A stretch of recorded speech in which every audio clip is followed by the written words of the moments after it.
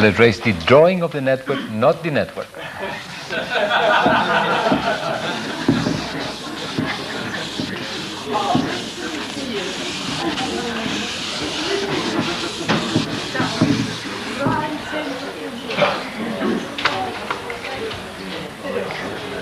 I would like to present to you some reflections and some proposition of explanation or understanding of the culture to which we belong, which I shall call patriarchal European culture.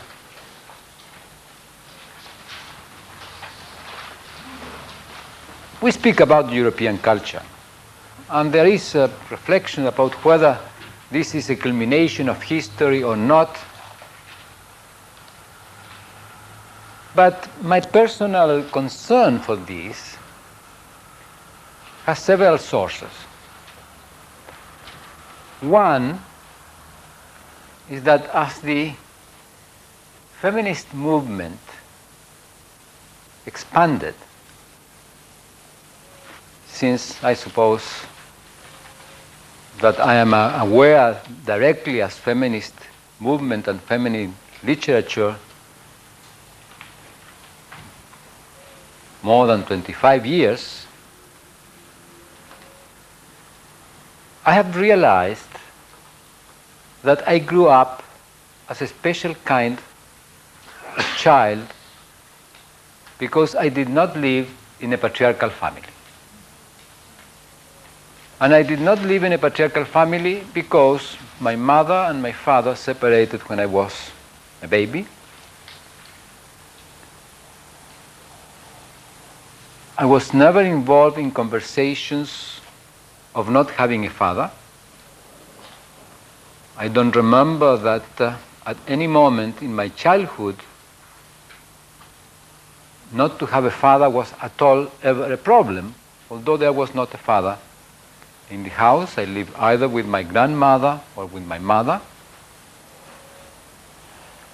And when my mother married again, I was 13 or 14, I don't exactly remember.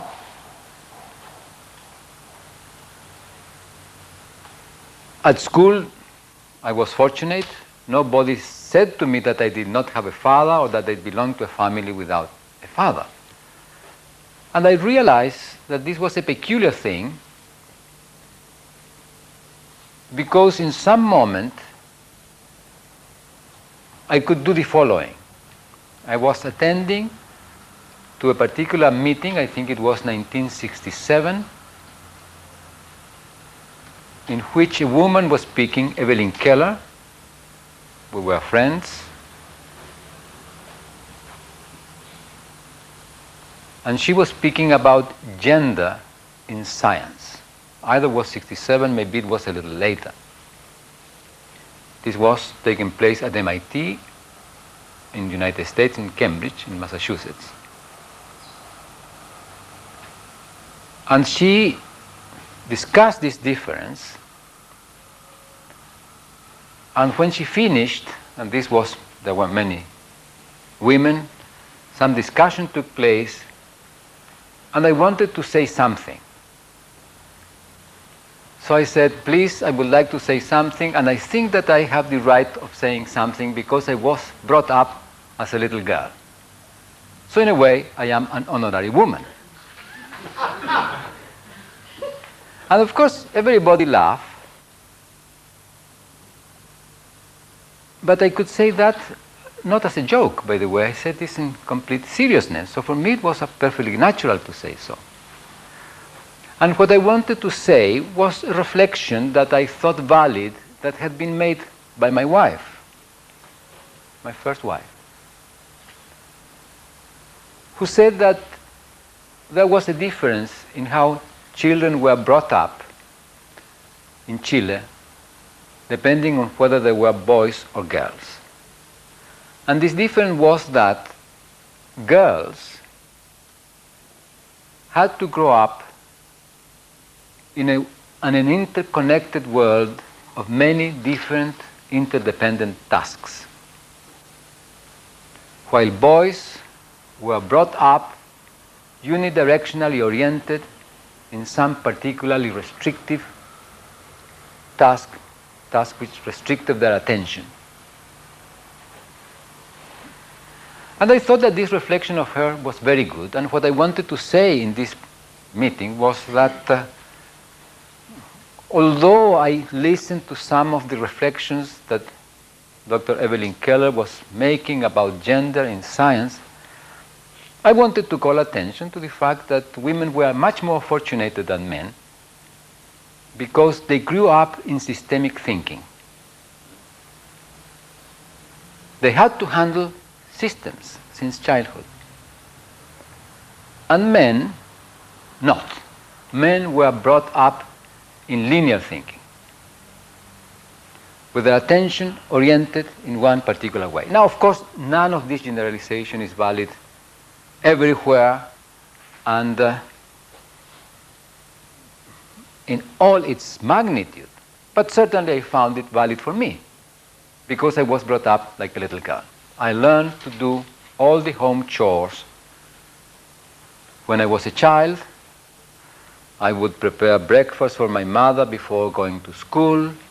I took care of my little sister. I took care of my room. I could cook. I had to repair my socks. In fact, I learned to do everything as a girl. And the argument that my mother used was a very peculiar one. When she was asking my brother and me to learn all these things, she said, "You must learn to do everything because you never know when the war will come." So she was using a completely different kind of argument, which a posteriori I realized is a patriarchal argument. She was using a patriarchal argument to bring up her children in a matristic way of living, as I would say nowadays. So I was thinking, suddenly I realized by finding this feminist literature, this difference, which for me has not been there initially because I grew up in this peculiar manner, in which I learned a freedom of thinking, a diversity of possibilities, without the restriction of being denied in one way or another. So in some moment I began to ask myself, what has happened in the history of humanity such that we live a culture in which women are denied, emotions are denied, there is sexual discrimination with respect to women. If you read the literature, much of what is considered bad or evil is associated with the feminine. Much which is considered valuable and dignified is associated with the male. Schopenhauer has a book called Wine, Women and Death. I thought, why wine, women and death? Why not wine, men and death? What is behind this? I mean, that question I made when I was a young man. I came to read this book, which I did not read because I did not like it. But I found this peculiar association of the feminine with weakness or with evil or with the bad. Witchcraft. I was interested in witchcraft as a child, and my interest in language comes from my interest in witchcraft. And I was interested in witchcraft because I had a nurse, a woman that worked in the house and that helped me as a child in whatever I was doing. My mother was working, she was the woman at home, and she would tell in the evening witchcraft stories. And what impressed me about witchcraft was that you could do marvelous things with words. A malediction is, how do you say, which is the word in English for that? a spell, and you say certain words and you transform a prince into a toad, or destroy the being of a being by being this transformed into something else. And reading about things, I discovered that the name of God is something very delicate, because if you know the true name of an entity, you can dominate that entity. So I should never tell my true name. So I began to change my name so that I have a true name that nobody would know. In fact, I changed my name for about 3 times or 4 times in my childhood. So I asked myself, how come that this happened? And I have found, I think, that this is a very fundamental question. How come that we live a culture that denies emotions when emotions are so fundamental? How come that we live a culture that makes sexual discrimination and at the same time speaks about equality? And not only sexual discrimination, discriminations of many kinds, and values mutual respect and equality. Why this contradiction? What is the source of this contradiction? My mother worked as a social worker. I learned many things by accompanying her in such activity as a social worker. And she was a participant in some feminist movement in Chile that generated eventually many laws of equality, civil equality between men and women in Chile. And she would always say that she was not working for a reversal of the relation men and women. She wanted equality of opportunities, equalities of possibilities in men and women, so that the difference between men and women could be recognized and respected. She thought that women should have in pregnancy protection for several months before delivery and for many months afterwards, so that the proper mother-child relationship could take place, and so on and so forth. But now and then, I could listen in her expressions of anger against men in spite of this discourse of equanimity and equality. But if you listen carefully, then you discover in the feminist movement a tremendous anger. Why this anger? Why do men generate a culture, I ask myself in some moment or another, that oppress women in such a way that this anger is there? Was this a reaction to an oppression that women exerted on men previously? And for a while I thought that this was like that. That maybe that women, through the knowledge about procreation, exerted oppression upon men. And this was a reaction. Well, I think that this is not the case. But I tell you this to tell you some background of my concern and why the question about the origin of patriarchality and the origin of our patriarchal culture, and why I think that this is relevant. In synthesis, is relevant because much of the features and suffering that we live, I think, have to do with the patriarchal culture in which we grow. And I shall endeavor to show this to you. In this process, I am making a proposition which in some dimensions can be easily recognized to be valid, but in many other dimensions is open to further investigation, further research, to validate or negate some of the features that I'm proposing. If you read some of the works of some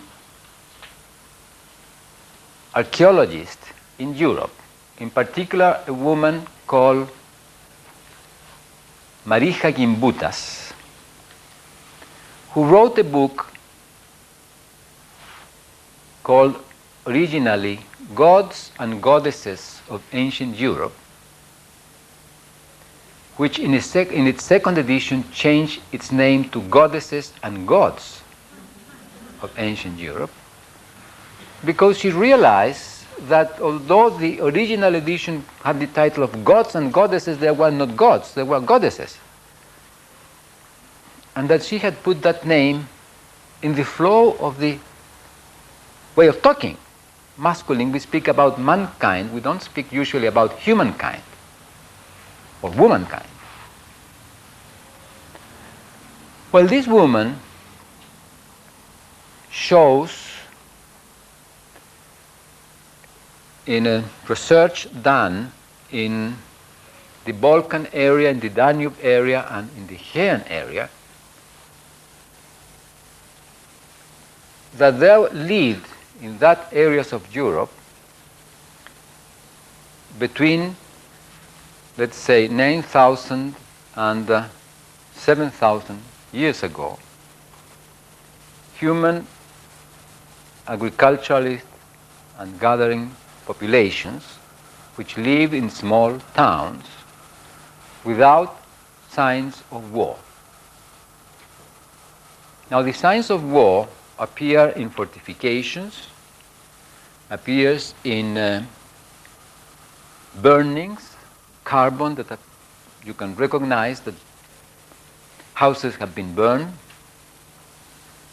There were no signs of war, no differences in the tombs, so that you couldn't speak about a hierarchical difference between men and women, or between men and men, or women and women. No weapons used as decorations. The decorations of the things were very much like those that you find in pre-classic Greek in Knossos, for example, which are plants, animals, geometric lines and figures. At the same time, you could discover in these little towns places that were possibly shrines for cult with feminine figures. Feminine figures that are strange feminine figures with respect to our notion, although those feminine figures that have been discovered and have been recognized more than 20,000, 30,000 years ago, as small figures of about this size, like the Venus of Willendorf, have been referred to as art.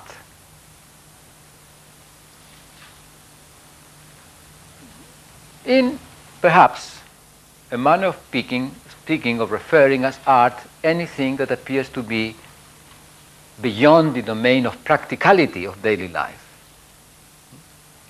But you find these figures like as apparently very special shapes of women. I shall speak especially of the Venus of Willendorf. The Venus of Willendorf, which must belong to some 24,000 years ago, is a woman with very big breasts, with very big hips, is voluminous, which has hands on her breast, but practically not visible hands, not distinguishable hands, just the lines. Had a head with a sort of hairdress of very curly hair, but no face.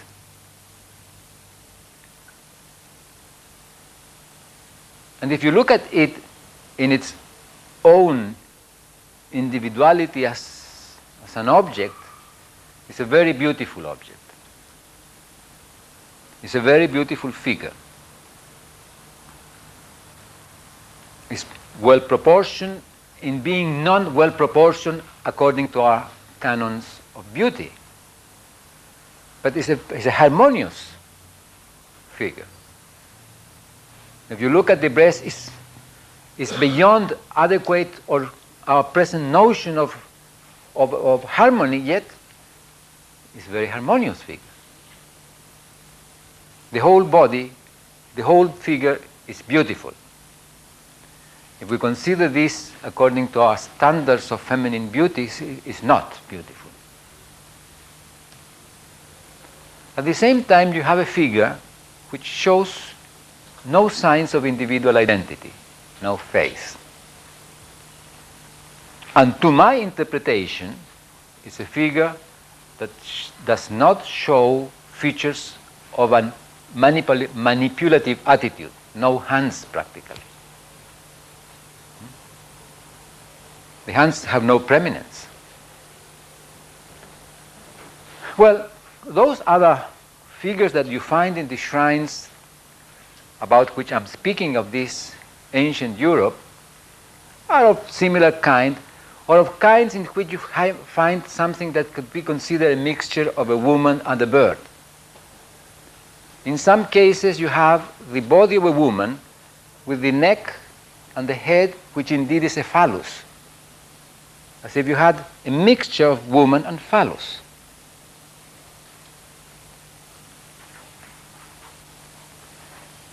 Okay, this is entirely different from what we would think or we would easily understand in our culture.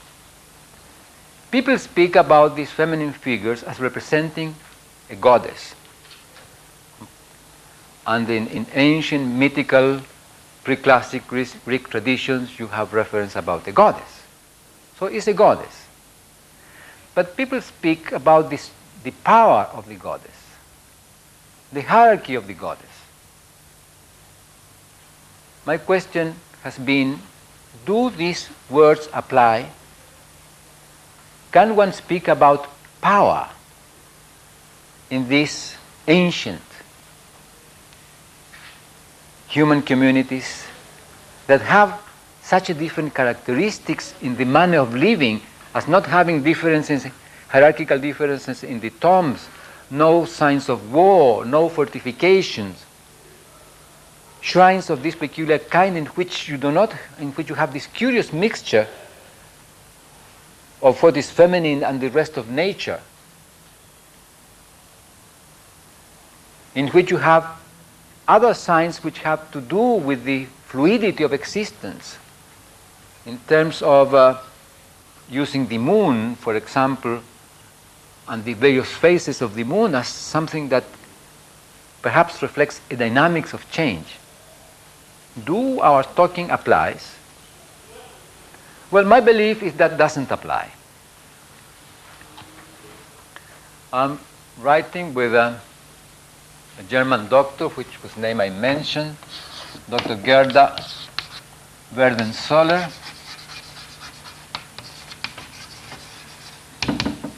an article that we call Patriarchal and Matristic Conversations. And our idea has been, can we reconstruct the conversations that define the patriarchal culture and the matristic culture?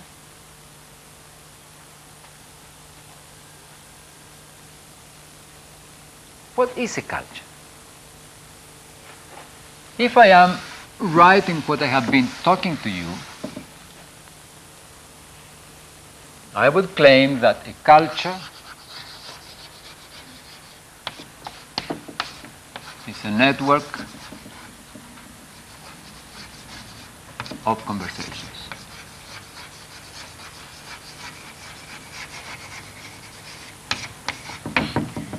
So different cultures are different networks of conversations. That means different manners, different configurations of emotioning and acting in the coordinations of consensual actions that languaging is.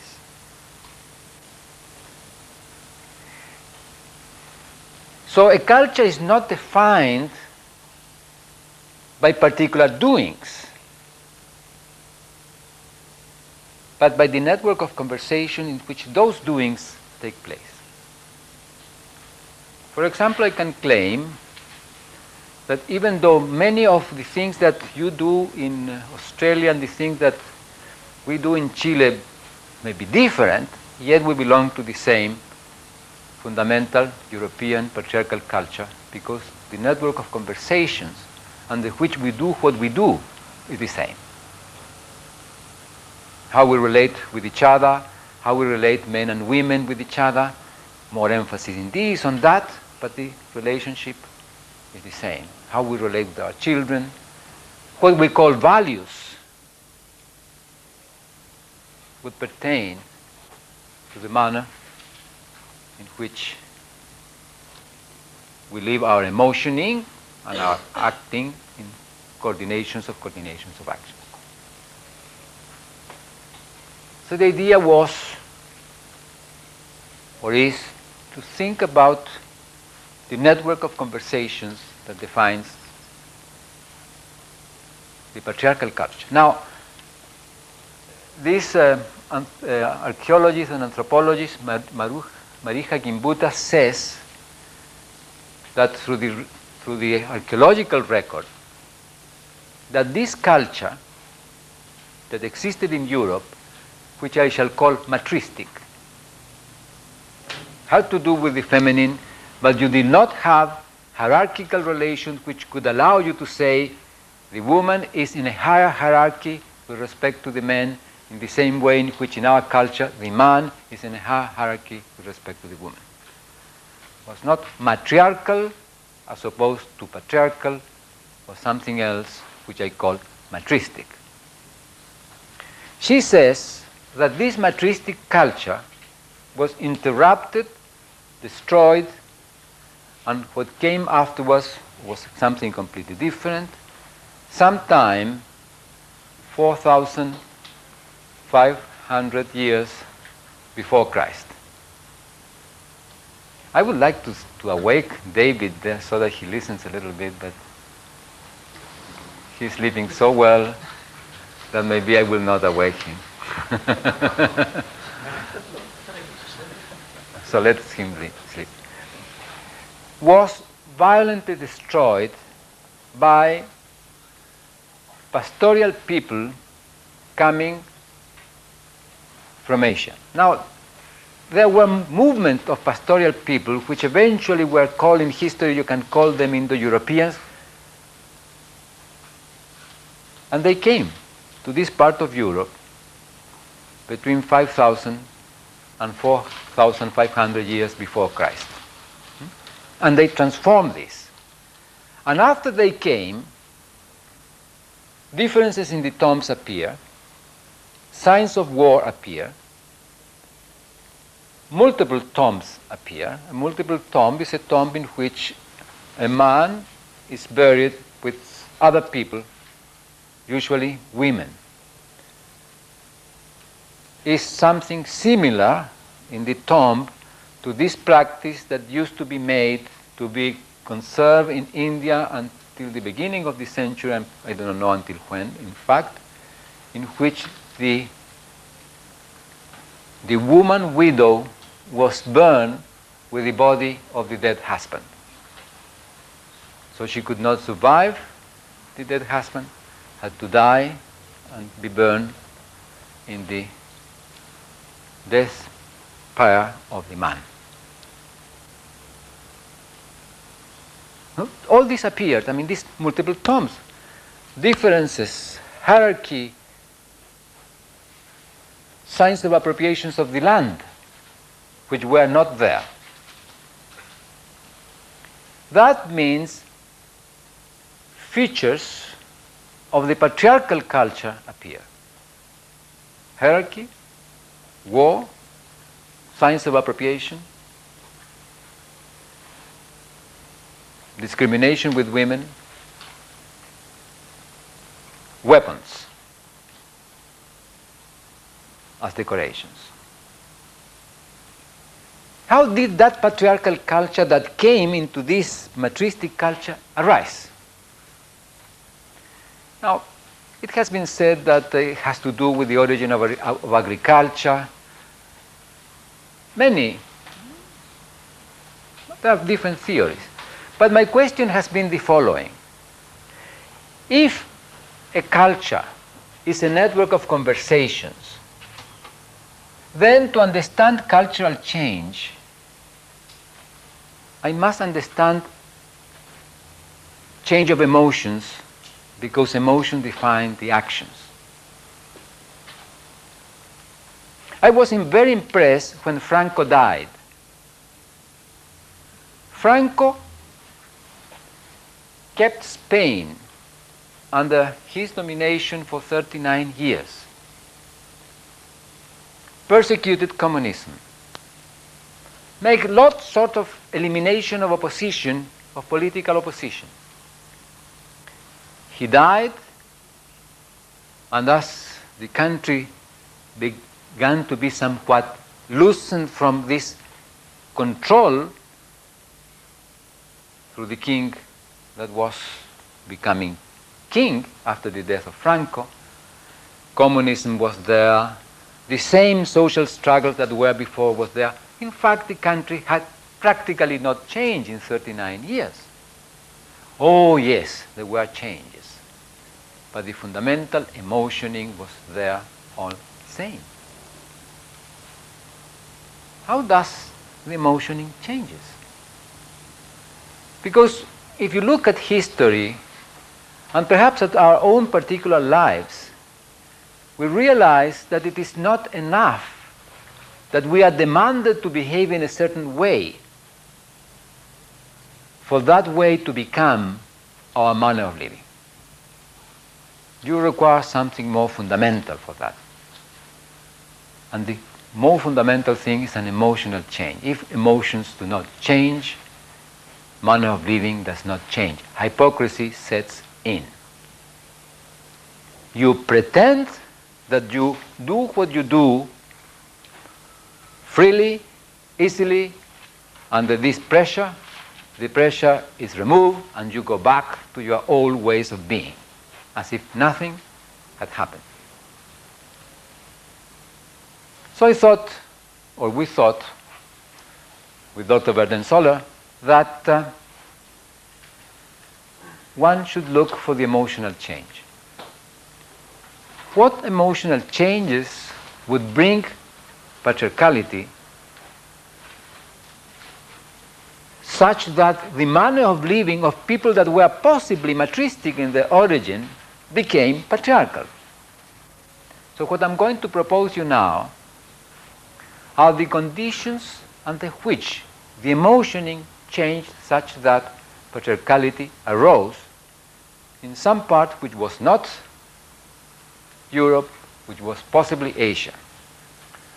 And my claim is, in this moment, that patriarchality arose in relation with herding, with pastoral life, and I'm going to tell you a story about how it might have arisen. If you look to some of the human communities that live on migratory animals, like the lapse, you will realize that I do not know how is the case now, but until the beginning of this century, the lapse were not owners of the reindeer. The reindeer move freely, and they follow the reindeer.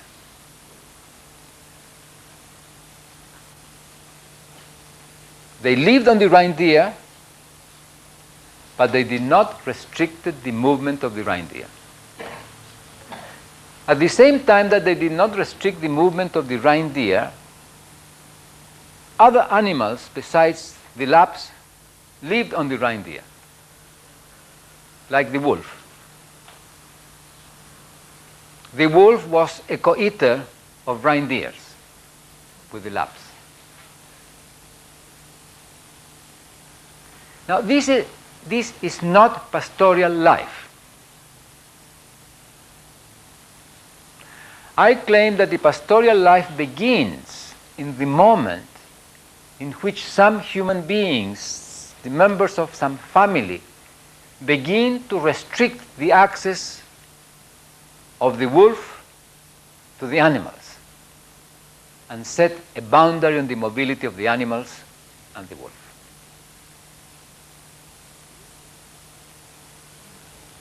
So, what I'm saying is the following.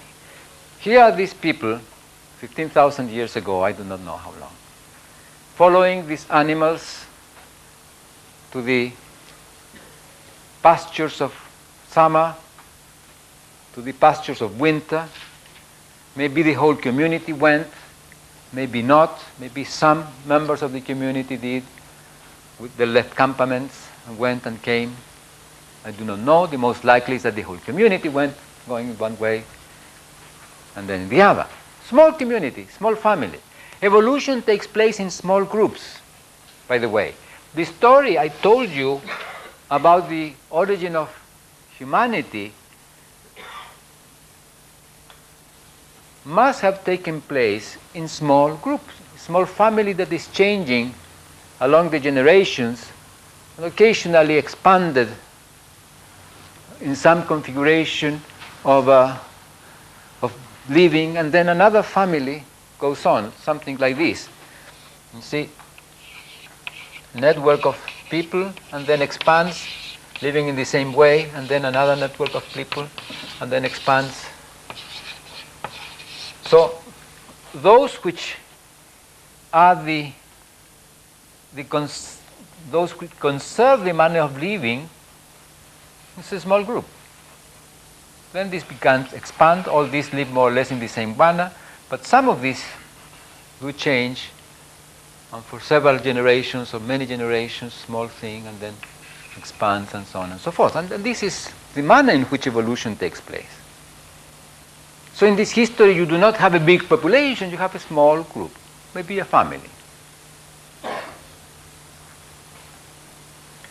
And the members of this family, one of the members of the family chases away the wolf, throws a stone, whatever it is.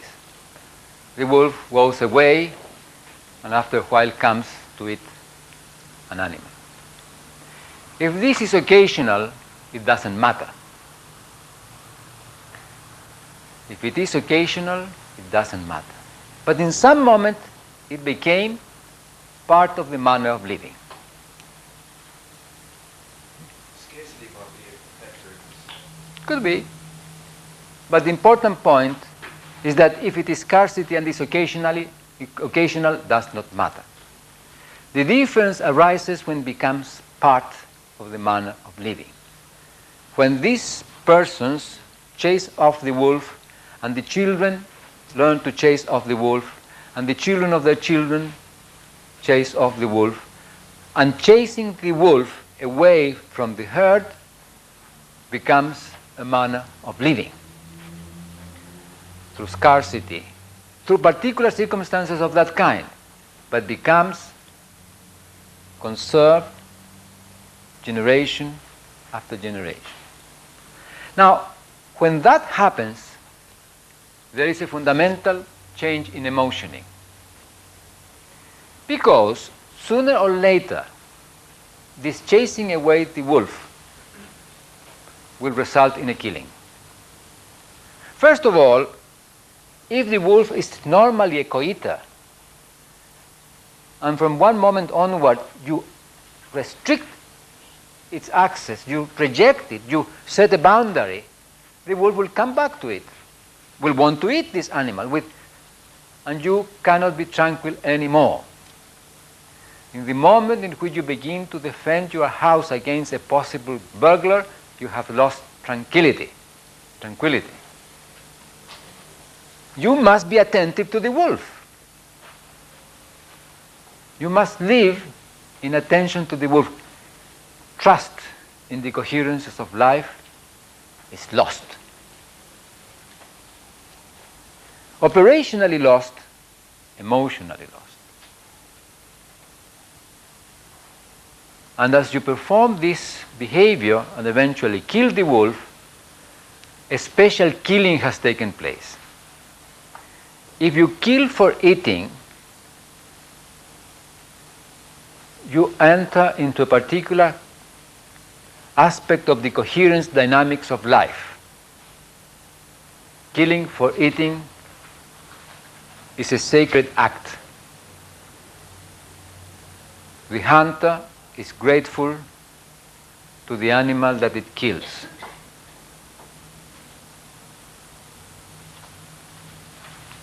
But killing so that this animal does not eat what it normally eats is an entirely different action. So the emotioning involved is different. I would say that when you kill another animal, in the process of restricting its normal access to something that you are now protecting, you are performing an act of defense and an act of appropriation. And in the defense of something that you have appropriated, as you kill, you become proud. You are not grateful. So there is an emotional change or a change in the emotioning. Now, this was occasional, no significance. But if this becomes part of the manner of living, appropriation appears, enmity appears, and the instruments of hunting become weapons. The instrument of hunting is not a weapon. It becomes a weapon in the moment in which it is used for killing, which is not hunting, for killing in which the killing is the important thing. So what I'm saying is that as pastoral life begins in the exclusion of coeters, in the restriction of the mobility of a herd, appropriation arises,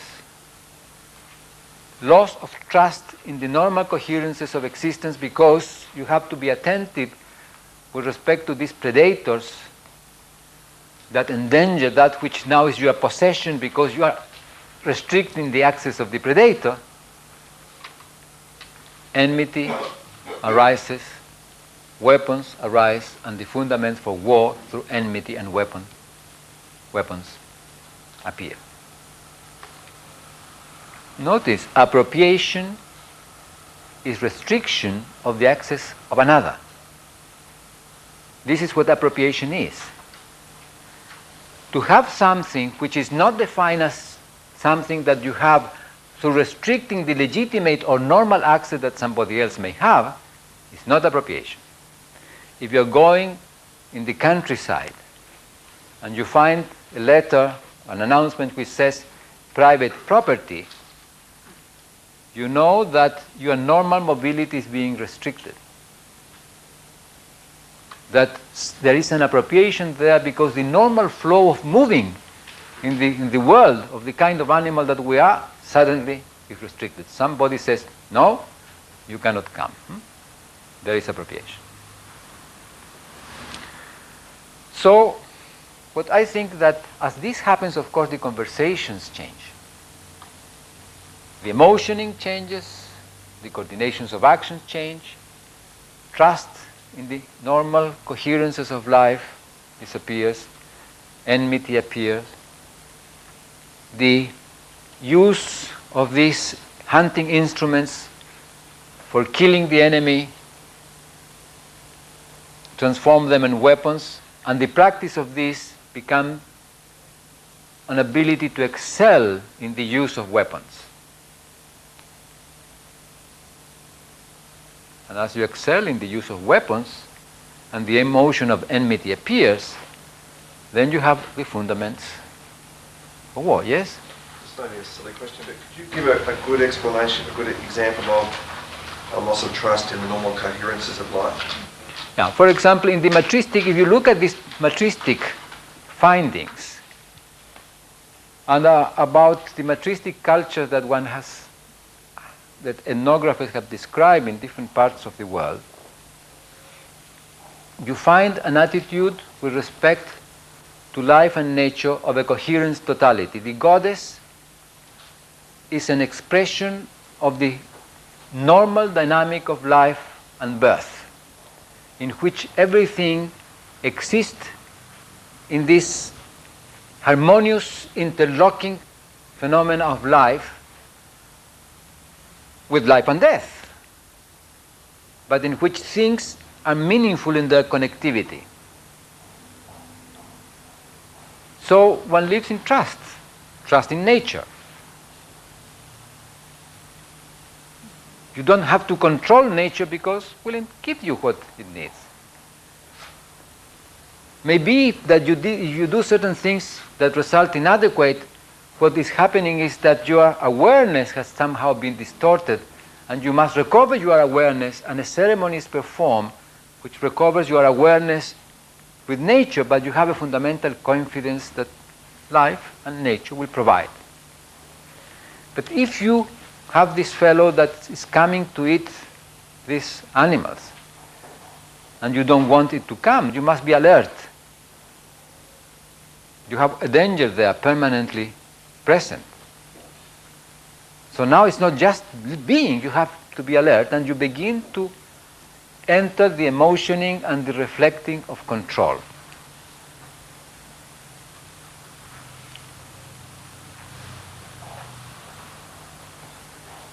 But at the same time, as this happens, life begins to be dependent on this herd that is being protected.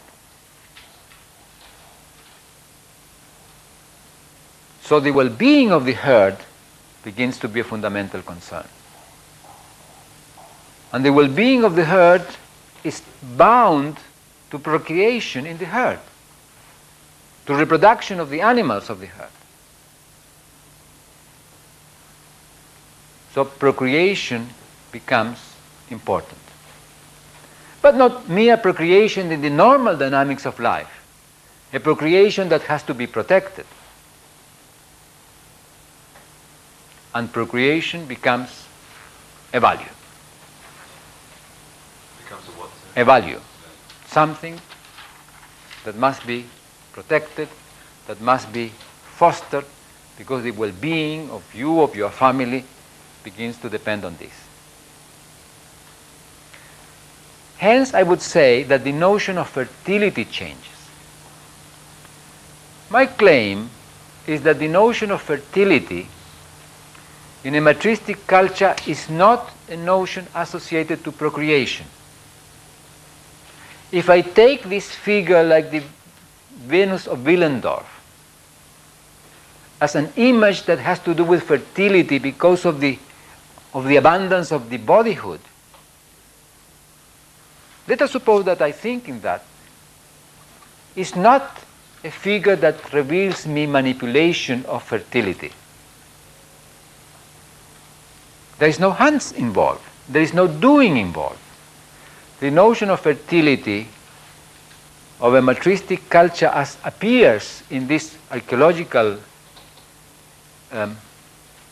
studies in ancient Europe is a notion of coherence of life,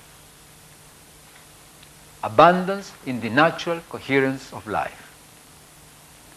But the notion of fertility that arises or that becomes as pastoral life begins, becomes bounded with reproduction, bounded with procreation, and fertility becomes procreation. And when fertility becomes procreation, becomes something entirely different than the coherences of all processes of life and death.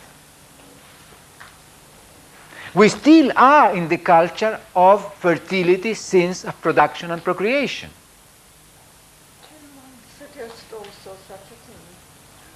As soon as the emotion of the fullness of life gave way to the particular private interest in fertility, the trouble began. Yes, we can say that, and it's in that way, in that direction we go. Tribal investment in Yeah. fertility, which previously did not obtain. Yes. But what I'm speaking is how that happens. Appropriation arises, fertility in terms of procreation becomes fundamental. Procreation must be protected and controlled. The notion of control and regulation to secure precisely those manners of survival or of living which before one did not have to secure. One merely had to accept and live in congruence with those, begin to take place. And I say that when that configuration of emotioning and doing begins, patriarchality begins. But if fertility is seen in terms of procreation, and this is something that is fostered, then population explosion is unavoidable. Population explosion of the animals and population explosion of the family, because procreation becomes important and the woman becomes a procreator. But as protection of procreation or control of procreation takes place in the herd by the pastoral people, the same happens in the family. And procreation becomes fundamental, and the control of the sexuality of the woman becomes fundamental, and the participation of the male in the domain of appropriation becomes fundamental. And as this transformation takes place, these women become patriarchal too, and live in this patriarchality without contradiction. They are part of it. Independently of what we may think, they are part of it. But there is something more. In the matristic culture, you do not have this concern in procreation. You do not have this living in the control of life, and hence also of sexuality. You have other coherences in coexistence, but not centered on control, not centered in domination, not centered in fighting, not centered in enmity and defense of what is appropriated.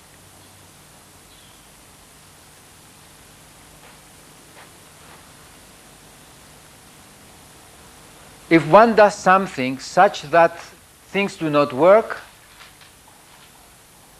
what happens is that awareness has been lost, you have lost the coherences and you have to recover the coherences. In the patriarchal situation, when someone does something that is not adequate, is guilty, has broken the regularity of the control. It's an entirely different situation. And what you do to correct is punishment. Here in the matristic, you perform a ceremony of reincorporation. Here you perform a ceremony of punishment.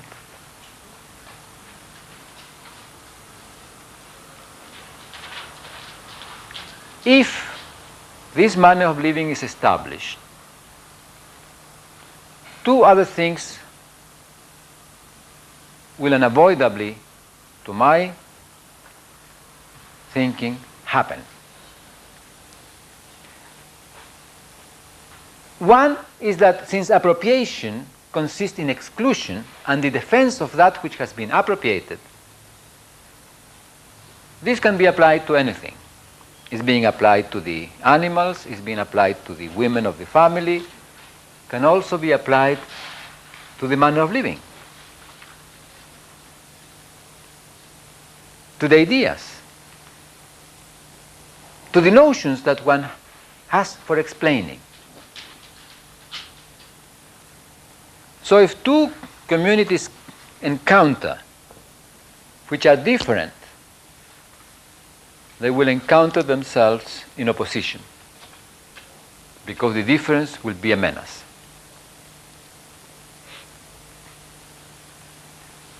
In the matristic situation, you are not defending, you are not controlling. Encounter of the difference is not a menace. Maybe it's an opportunity. Maybe they go through each other. but it's a different thing. You do not enter necessarily in defense. Maybe you enter in conversation through which new things happen. Maybe you do not move so much, you do not encounter this frequently, so this is not so frequent. But the encounters do not by themselves constitute menaces.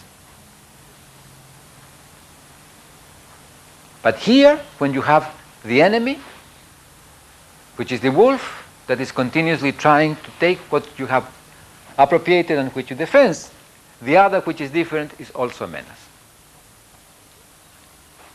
What happens with the spiritual or mystical experience? We, in our culture, speak about religion, mystical and spiritual, and we somehow interconnect them. I claim that they correspond to different kinds of operations of distinction. There is an experience which I shall call mystical experience. How is written mystical? That's right?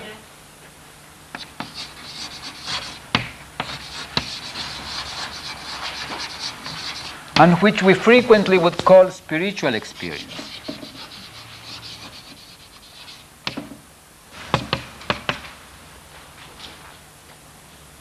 As an experience that can happen to any human being, as an experience of expansion of his or her belongingness in a domain of relations. Expansion of belongingness, of being participant in a domain of relations.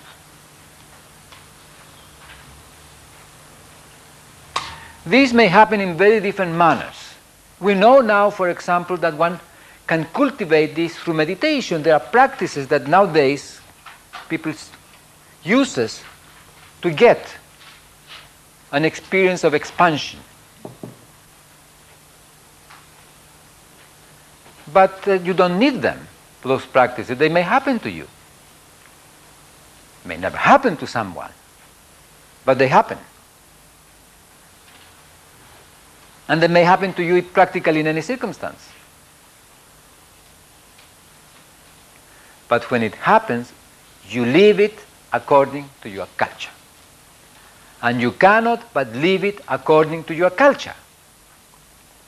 Because that is the brain that you have. You have a brain that has the structural dynamic that participates in the generation of the conversations proper to your culture. So we dream in our culture. We reflect in our culture. We have mystical experiences in our culture. So the mystical experience of the matristic people is necessarily different from the mystical experience of the patriarchal people. It cannot be otherwise. Now, the mystical experience of the matristic people, which are people that live in the conversations of coherence of life, in the legitimate cycles of life and death. Life and death is legitimate. Life is a cycle, a continuous transformation and renewal, in which all living beings are interconnected in this beautiful manner. Possibly the putting of flowers, for example, in tombs have to do with the beauty of death in spite of the sorrow as part of this cycle of life and death.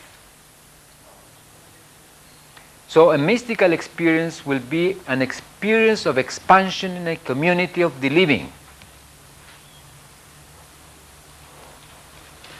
But in the patriarchal culture, you live in hierarchies, you live in enmity, you live in appropriation, you live in domination. So the mystical experience will have that character. Will have the character of connectedness in a domain of authorities, in a domain of domination, of threat, of friendship, of enmity, obedience. Will be an experience of cosmic belongingness in a domain of authorities, of domination, of power.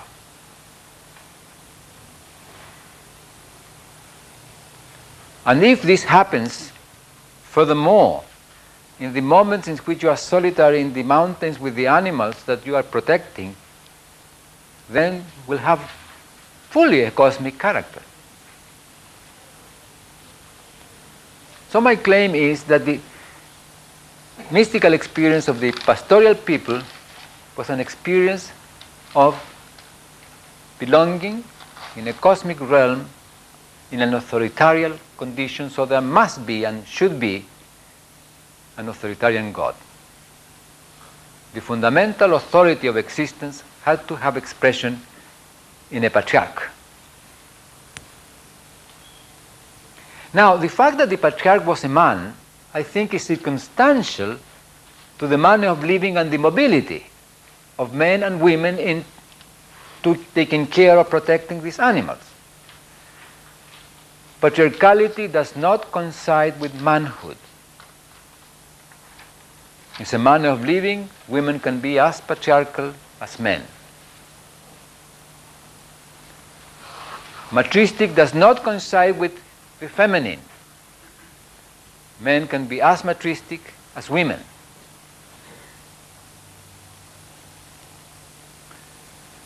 Okay, so we have here these two entirely different configurations of manners of living, which even entail differences in mystical experiences. What happens? Our claim is that sooner or later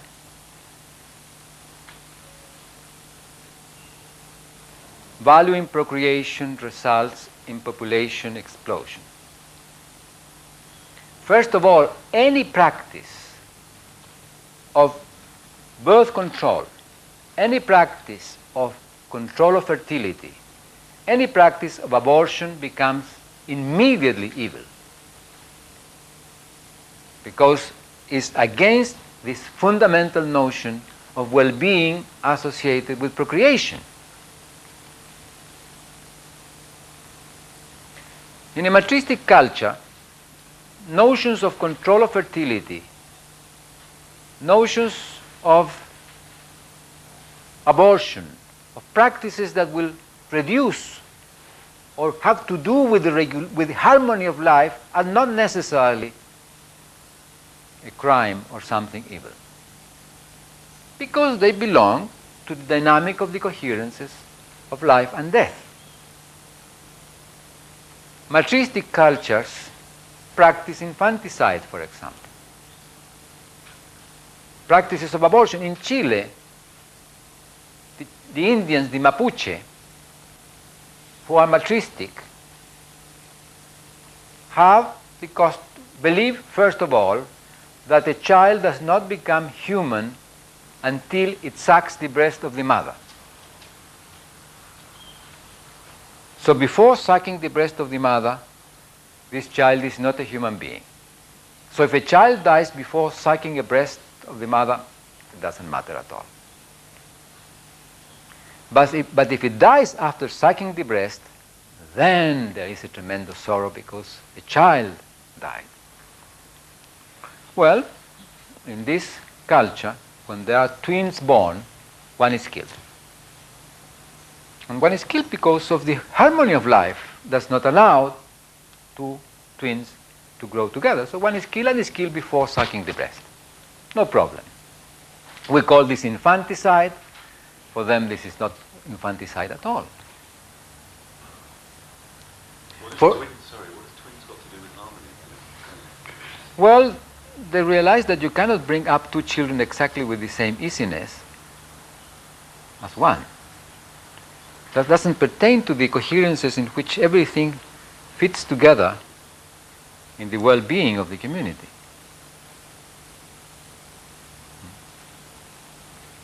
For us, this looks very terrible, but for them, it's not. There is a study performed by some German scholars about the story of witch persecution in Europe. And they have studied what women were persecuted. First of all, most witches were women. And most human beings burned or killed in witch huntings were women.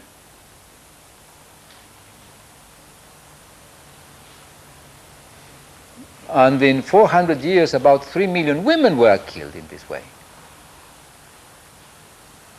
The question was, what women were persecuted? And it turns out that the women persecuted were the women that knew practices of birth control. So what was being persecuted was the practice and knowledge of birth control. Now, if you remember the witchcraft stories, these witches in the Sabbath eat children, the spells are spells of infertility. Whenever there was infertility in a community of some way, witchcraft was suspected. All the stories about witchcraft have to do with killing or dealing with children and babies. Hansel and Gretel is a very typical story. I mean, there comes this witch which feeds up these children to eat them. And these people have shown that the decline in the witch hunting in the 18th and 19th century doesn't have to do with the Enlightenment and rationality, but has to do with the loss of the culture of birth control. And they also have shown how the population of Europe increased in a way that is correlated with the witch hunting. As this culture, as this knowledge about birth control was disappearing, population went up. Chilean medical nemesis claims that abortive herbs were some of the first herbs that were controlled by the state. That is very, very possible. But there is a knowledge about birth control that was lost. Now in Chile, for example, I was surprised when reading this article about this anthropologist, about practices of birth control transmitted by women. I mean, this was women's law, if you wish, which were mistaken. But that, on the one hand, shows that this is a concern, and there is a desire for practicing birth control. On the other hand, shows that something happened, that this knowledge is not there. Not only is not there, it's mistaken.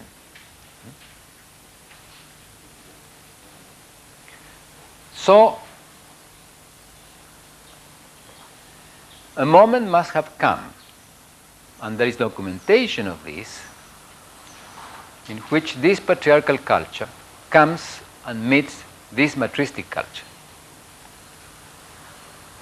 Now, what happens in that? Well, it's a fantastic confrontation because, as I made the description, these are completely opposing.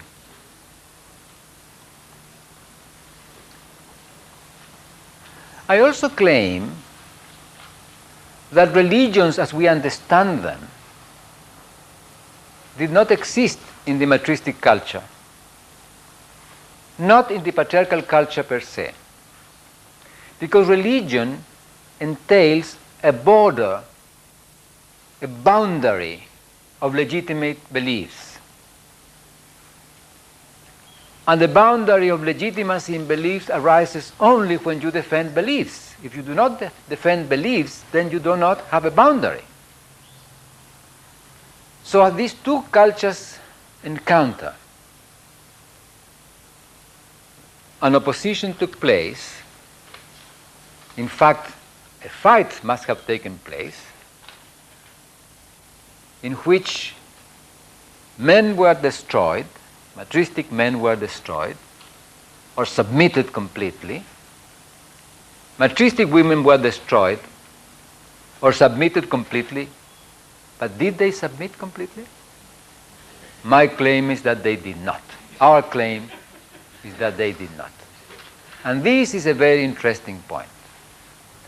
But in that process, a boundary in the domains of belief was established and religions appear. And the negation of this mystical thinking, spiritual thinking, this thinking of the connectedness of existence as a legitimate manner of being in mystical experience of the matristic became negated, evil, a boundary was established, and the religion of the dominant group appeared. Now, if you want to imagine, excuse me, but if you want to imagine a situation, how it took place, I think it is enough to read the Old Testament in the Bible. Because the Old Testament is exactly a war of that kind. The war waged by the Hebrews when they come to Palestine is a war of extermination of a matristic culture by a patriarchal herding people. The injunctions, the orders of Jehovah, of God, were orders of total extermination. And not total extermination was a sin, created a danger for the community. Of course creates a danger for the community.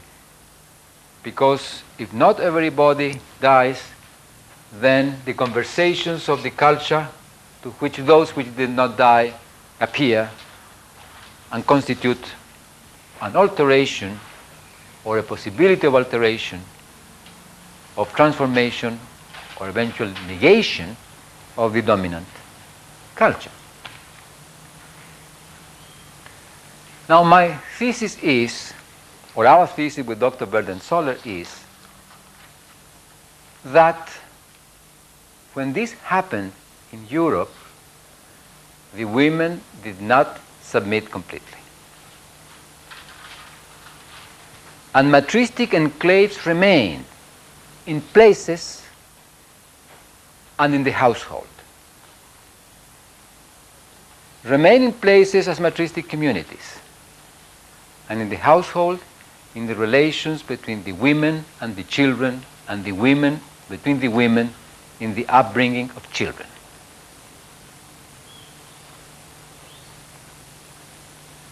And our claim is that our patriarchal European culture is a culture born in this encounter with a fundamental contradiction embedded in it,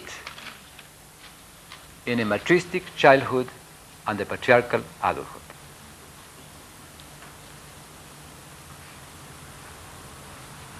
We grow as children in a matristic medium.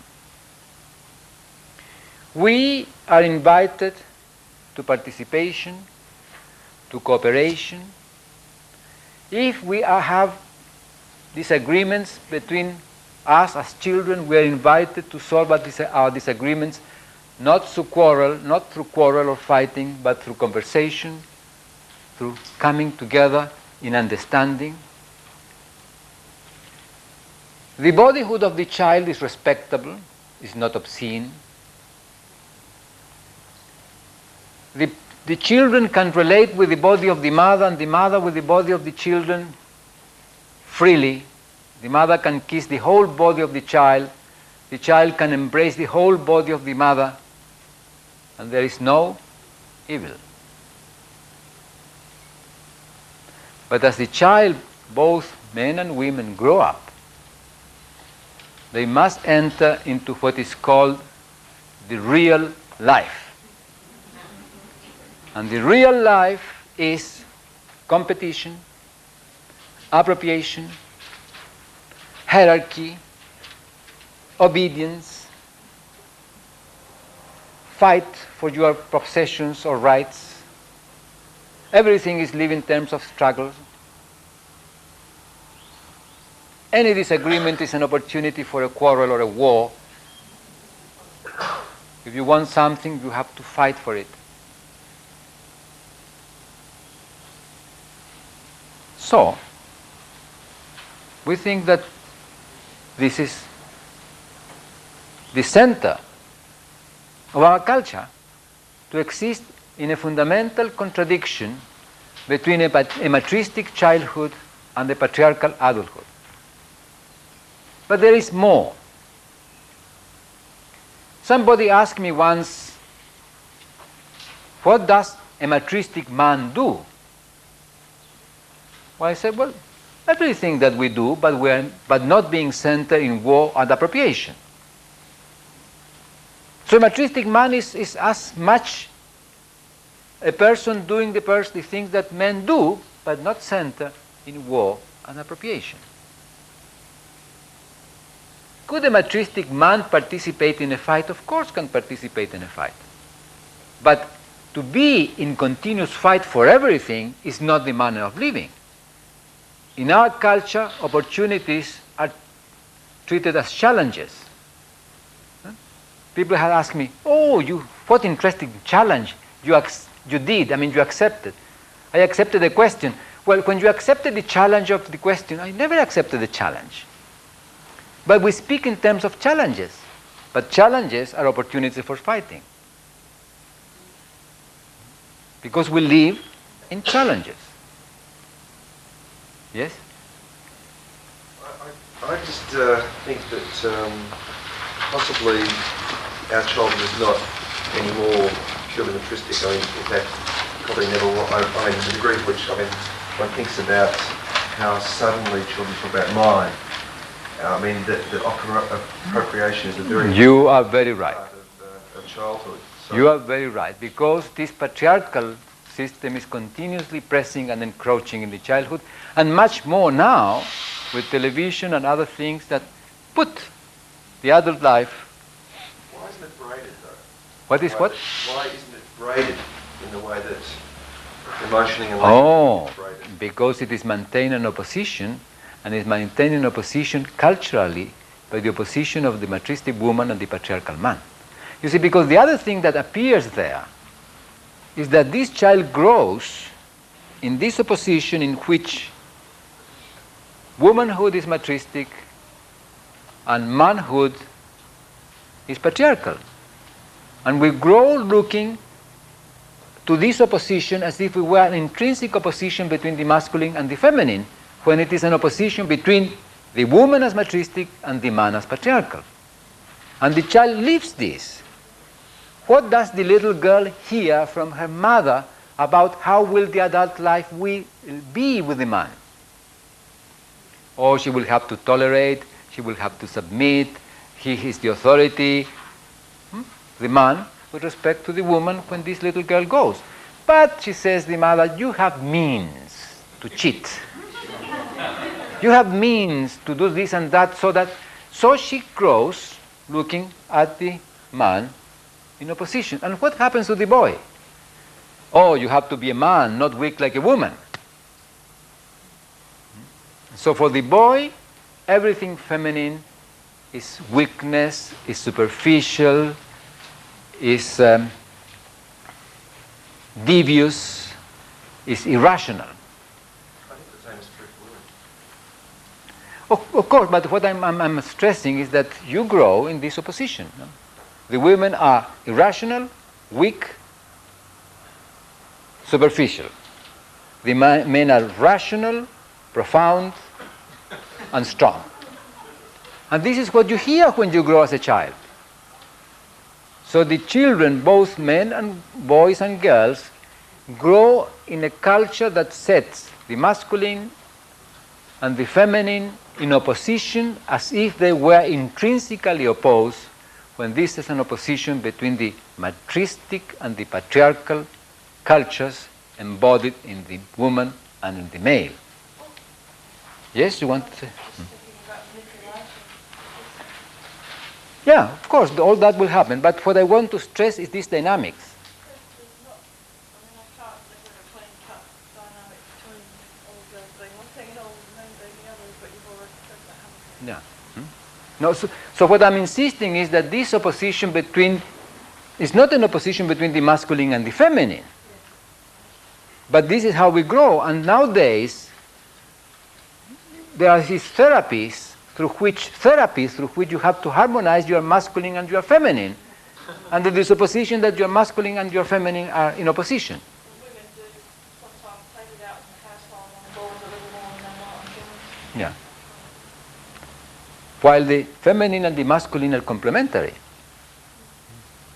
Yes? So how is it that originally it was the women who became the carriers of the matristic aspect, and the men became the carriers of the patristic? Oh, because you have here this matristic culture, then come this patriarchal one. The men, patriarchal man, establish domination, appropriate the women, and demand from the women submission. The women do not submit fully, submit enough to survive, but not fully. So the relationship of But the... there are men and women in that matristic culture. Yeah, but the men, in this matristic culture, the men are killed. In this encounter, the men are killed. Yeah? Yes? I just wonder, you said the matriarchal and the patriarchal. No, matristic and patriarchal. Okay, I missed the distinction. I wasn't here. Okay, matristic and patriarchal. You say they are complementary. I wonder, isn't one more superset, matristic, if you like, is superset, and the patriarchal a subset? No, I did not say that they were complementary. I said they're opposing, not complementary. The patriarchal, no, I said the masculine and the feminine are complementary. But this is an entirely different thing. What I said is that the patriarchal culture and the matristic culture, as cultures, are completely opposing configurations of conversations, networks of conversations, emotioning and coordinations of actions. But they're not opposing at the same level. Well, are opposing at the same level. Are they opposing about appropriation or not appropriation, about mystical experiences and so on and so forth? Yes? Oh, I said that in this matristic culture, there are many features that recognize the dynamic circularity of natural phenomena, like the phases of the moon, for example, or the notion of this insect that metamorphoses. Sometimes the goddess is expressed in terms of the bee. The bee goddess is indeed this dynamic of the circularity of life and death involved in the beehive. For example. So, but obviously they're using the symbols though, even if you didn't believe in the, whatever power that they believe in. Yeah, but they are... They still use the symbols. I would say, this is of course my opinion, that there were evocations to retain the understanding and the coherence of existence so that you do not lose awareness. You see, an evocation is a manner of not losing awareness, which is different from a notion of power in a relation of domination and obedience. But then, because they were looking for explanations, that's what I would think. Yeah, but maybe they were not looking for explanation, but they look for evocations. Sometimes you require something so that you do not lose awareness. I said this morning, the only thing that I know protects me from becoming a torturer is knowing that I can become a torturer. So by this knowledge and having this as a presence, I am aware of what I do. Because I remember very well when I was a child and I was angry with the fly because it was bothering me. I wanted to catch it and take the wing and torture this little fellow. And I was doing it and suddenly I realized what am I doing? I'm enjoying the destruction of this little being. But if you are not aware, you lose the connection and then you do not realize that you lose the connection. So I think that many rights were rights of awareness, not of power. Just a suggestion be made as far as the awareness is concerned. It appears to me we will have to redefine, as you have already done, what is rational and what is irrational, what is superficial and what is profound, and what is weak and what is strong. And that might help us to shoulder the awareness by which the qualities of femininity and masculinity have to be integrated into the one person's experience. Nothing else will help us in this restructuring of our disordered attitude, because undoubtedly patriarchal system is also supported, often enthusiastically, by women who profit from it by engaging in other means. I do not know about you, I'm speaking about myself. That makes a difference, to be brought up under circumstances in which it is not central to participate in quarrel, it is not central to participate in dispute.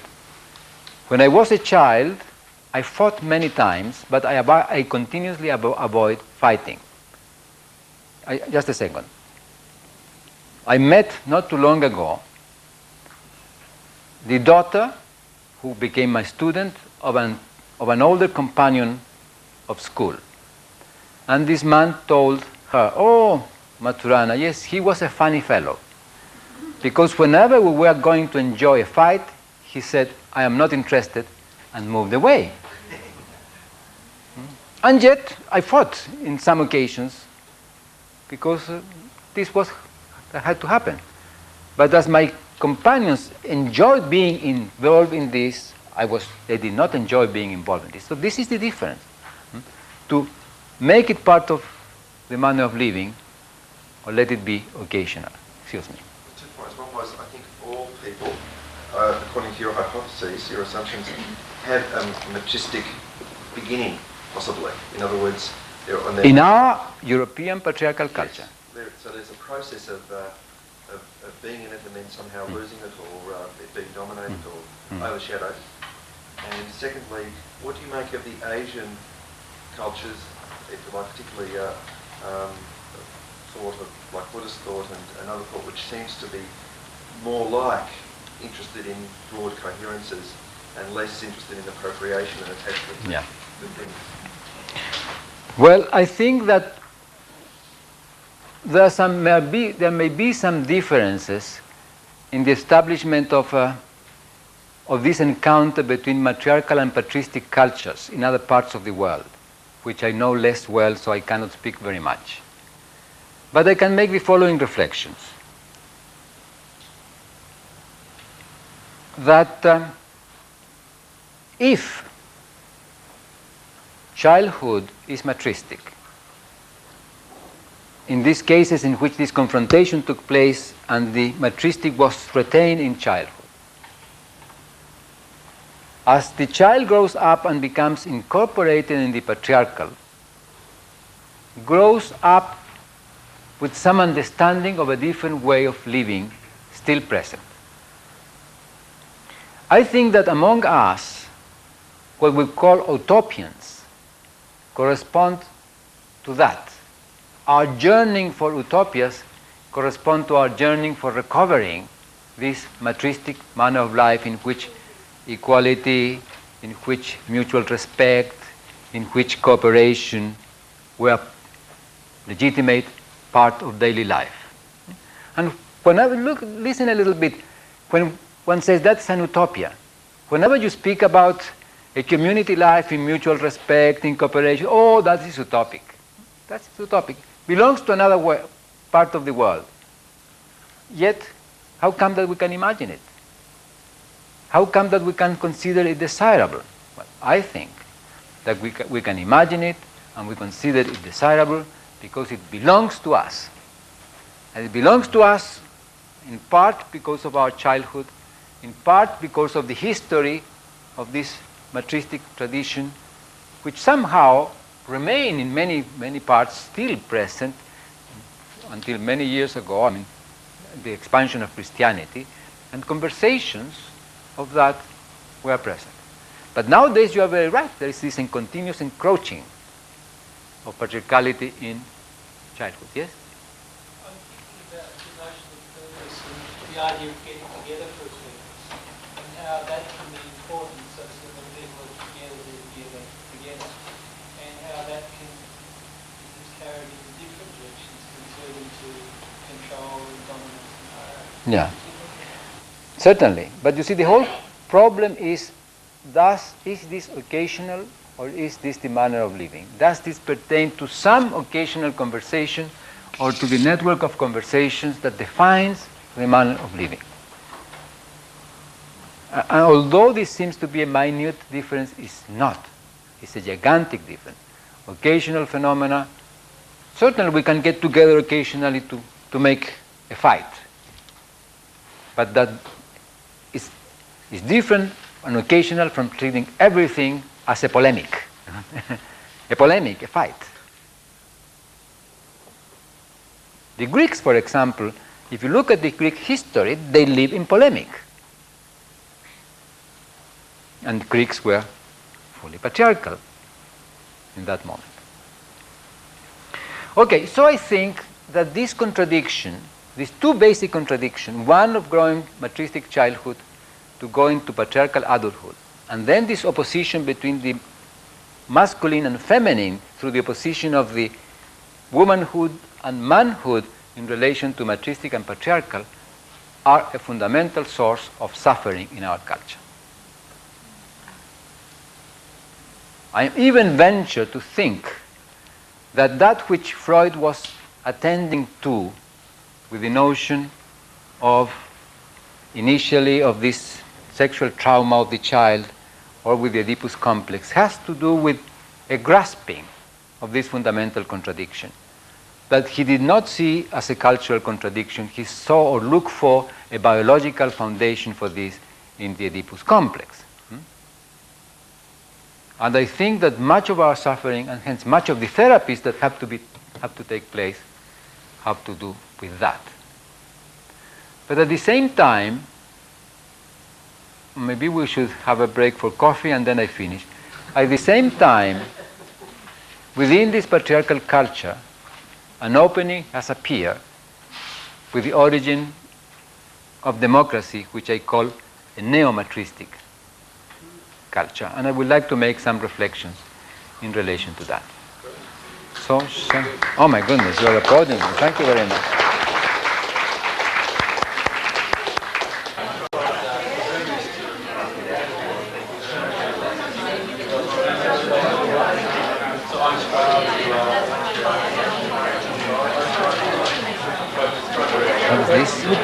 Should I won't handle What that. is this? They're the things I handle, the definitions I handle. Oh, yes. Which other people don't have. You handle them.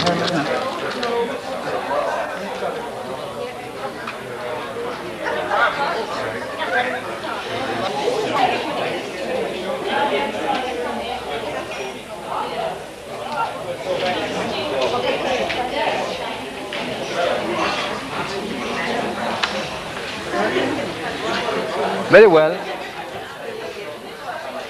Well, I would like to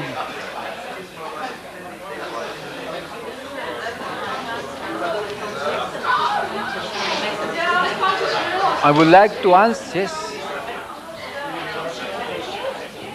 Muchas gracias. I may not be able to say that aloud. I have to go at 5 Okay. because I don't have the things. To the pleasure of hearing and meeting you again. Thank you very much. Thank you very much. The same.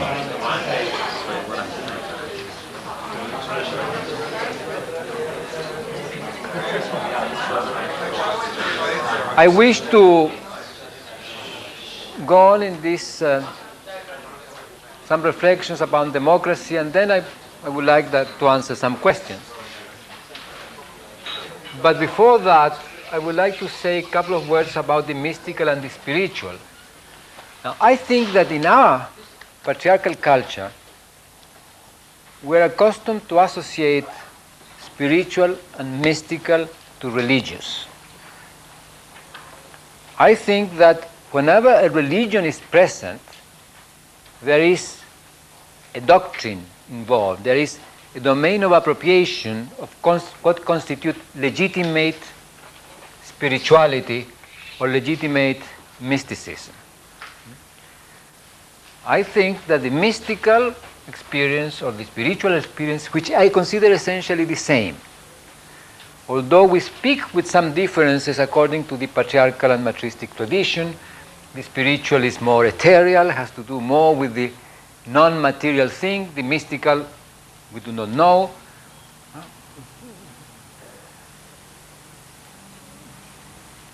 This seems to be perhaps a more traditional notion, but in Christianity the spiritual has to do with the separation of the flesh. The body is a source of evil in Christianity. Here, in the explanatory path of objectivity without parenthesis, the body is a hindrance, because it interferes with the expression of these endowments that our mind, our soul, our spirit has in terms of access to understanding or to reality or to comprehension of reality. In the explanatory path of objectivity in parenthesis, the bodyhood is a possibility, it's not a limitation, it's not a constraint, it's a possibility. So for us in our culture, the spiritual is contraposed to the body. And the mystical has a somewhat different character. Now, I think myself that if we're speaking about the experience, when we speak of mystical or spiritual experience, we're speaking about an experience of expansion of awareness, which may have one character or another, depending, of course, on the culture to which we belong. If we belong very much to the Christian tradition, then the spiritual has to do with this disembodiment, no bodyhood. If we do not belong so much to that tradition, then the mystical has more presence as expansion of being. But the religious is something else. Saints, as beings that had mystical experiences, they did not have spiritual experiences, although they may have expressed, when talking about this, the mystical experience in the religion to which they belong. Because the religion has to do with the constraints, the limitations of what is true and what is false, which is the boundary. Okay, then after, I think it will take me about 15 minutes, I shall want to answer some questions. I want to say a few things about democracy. And I want to say a few things about democracy, on the one hand because it's very, very central to me personally nowadays because of the history of Chile, and because I think it's very central to our modern world, because we speak about democracy. There has been a war in the Gulf area with talkings about democracy involved in it. Sometimes there is talking about the defense of the American interest, then the democracy, a country has no right to appropriate of the other, and there is a very mixture of notions involved. Now, in Greece, in some moment in the history of Greece, in pre-classical Greece, but the beginning of classical Greek life in these city-states, democracy arises.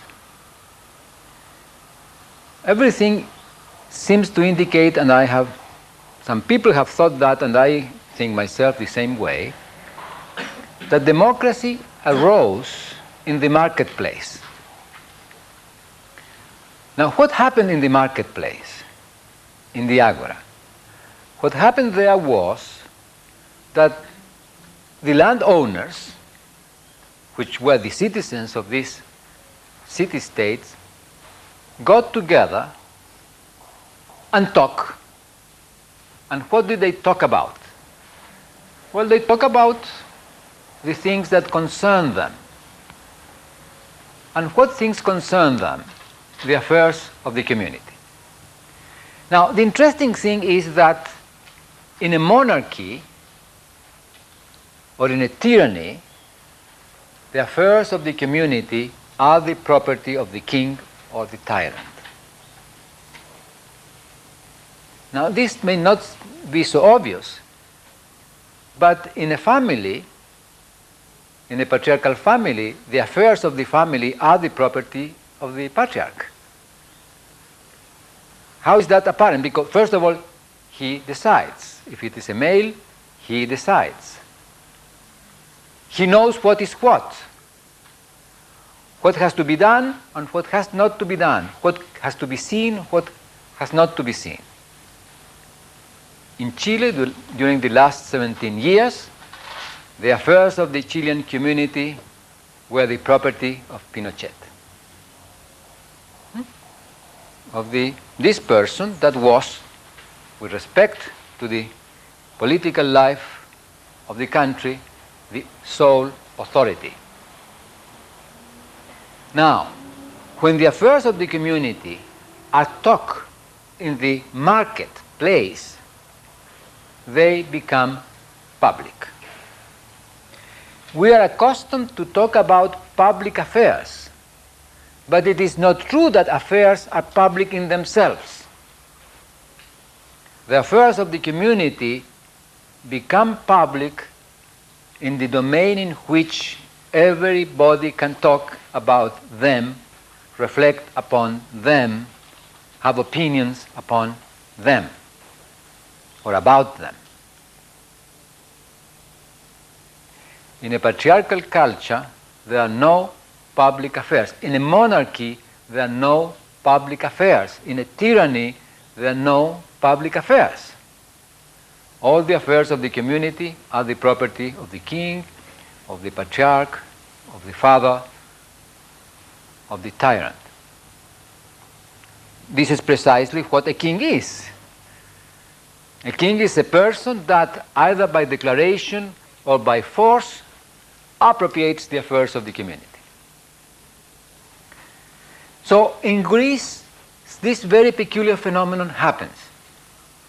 By talking in the marketplace, these people that knew each other perhaps from childhood, which had a peculiar status of being landowners, with exclusion of women, with exclusion of merchants, with exclusion of other people, met and talked about the things that concern them,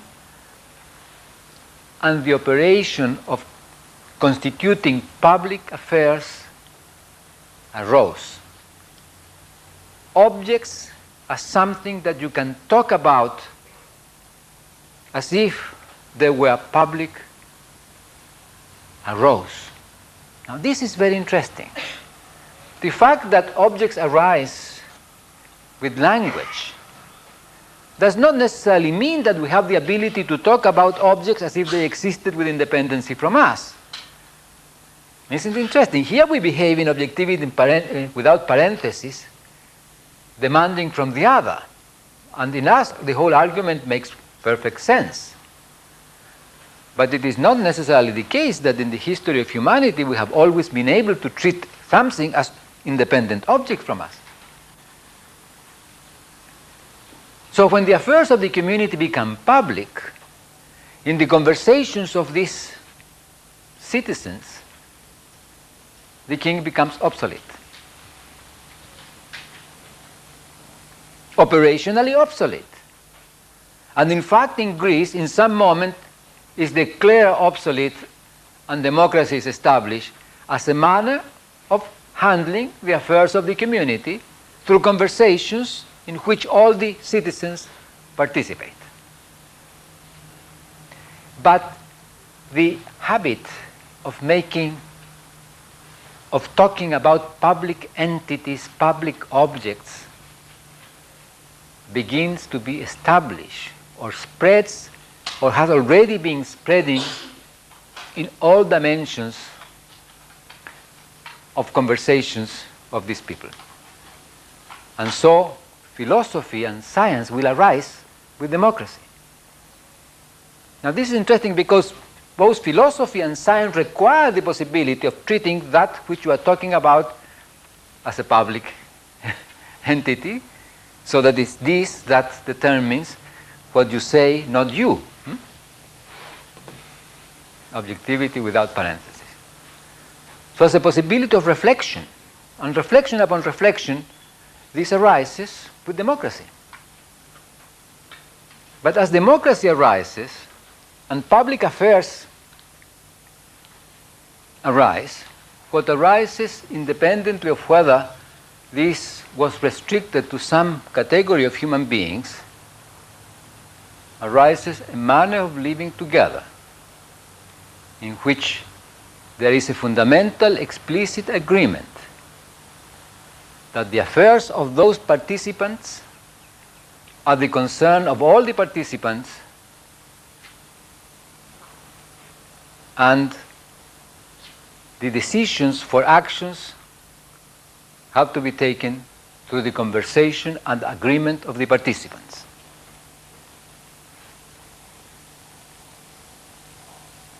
When that happens, there is the dynamic, this is established, the dynamics of equality of the participants, of the citizens.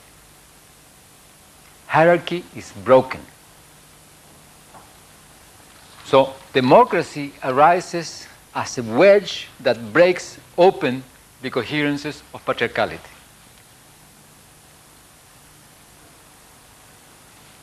As democracy arises as a wedge that breaks open the coherence of patriarchality, patriarchality is always a menace to democracy.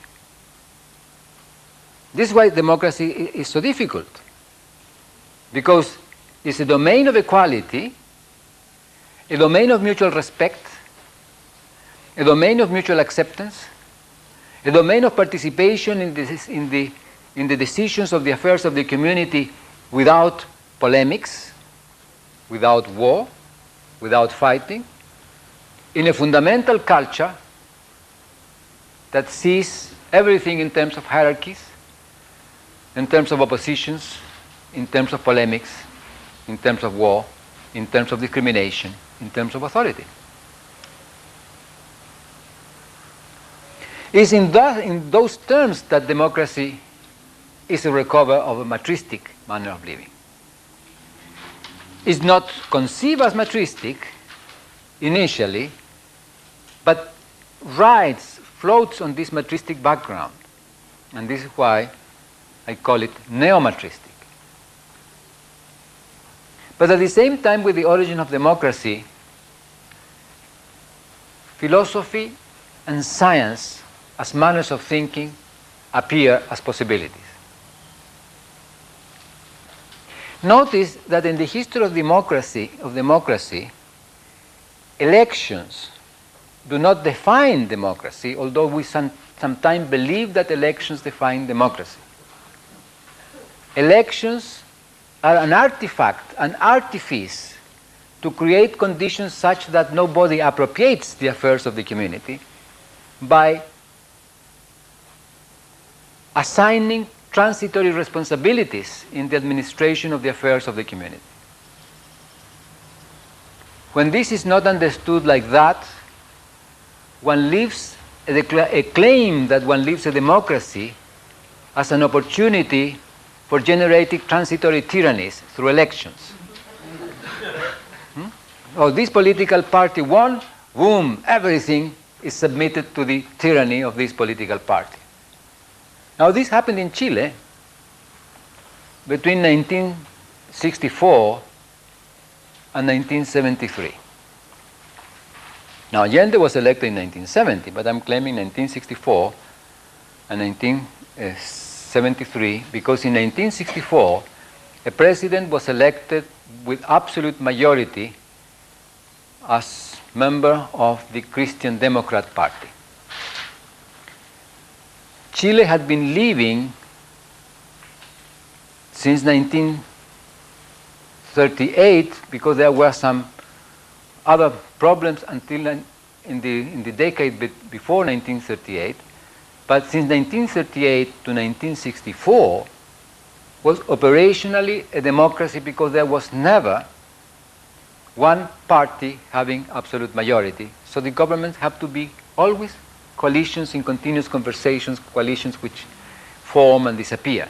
Now, I'm not saying that democracy is a government by coalitions. From its origin, democracy is not even a government of the majority.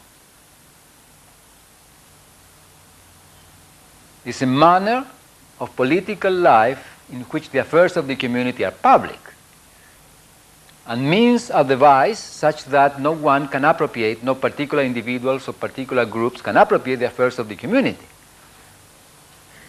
So it's not the government of the majority, it's not the transitory tyranny of a particular ideology that has reached the position of government through election. But because we are immersed in this culture of patriarchality, this is very difficult to realize.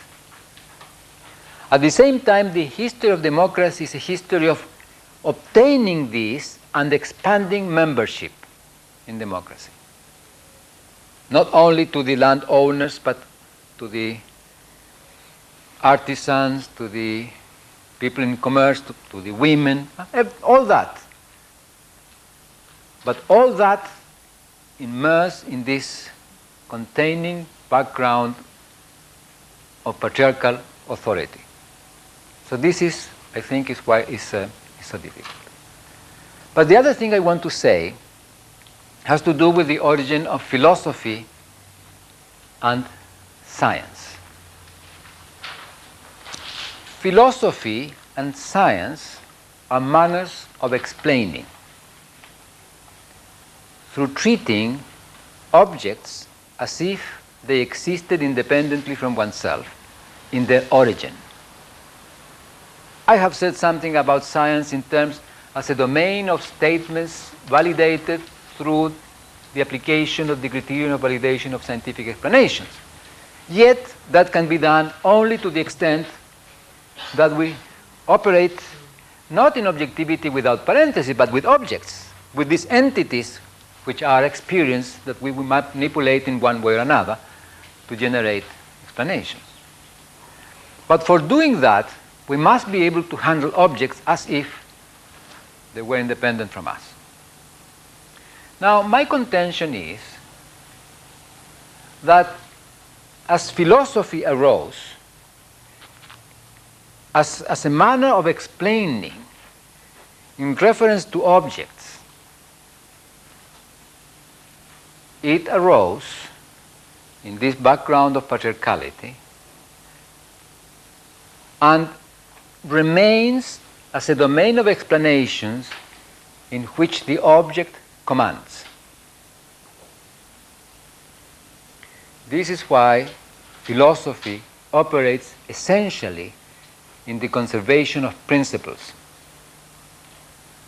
Different philosophical theories are different theories of explanations through the conservation of principles, which constitutes views of whatever it is, reality of the world, which are starting points that are taken to be valid, and through the conservation of their validity, the whole system of explanations is generated.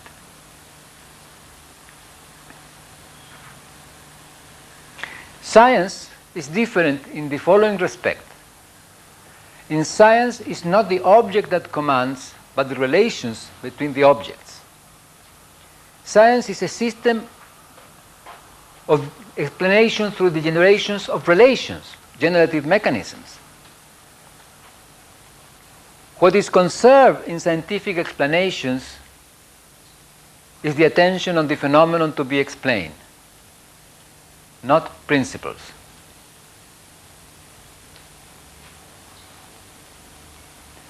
This is why science and philosophy have different fluidity. Philosophy is normative and becomes normative because it's grounded on the conservation of principles. Philosophical theories, not the philosophical reflection, philosophical theory. Scientific theories are grounded on the conservation of the phenomenon to be explained, not on principles. As philosophical theories are grounded on principles, And the conservation of the principles is the important thing. The phenomenal domain to which they apply may change. This is why philosophical political theories, for example, frequently demand a change of human beings to generate the kind of life that this philosophical political theory proposes as a source of human well-being. Humanity must change. We need a new human being, frequently expressed in terms of we need a new man.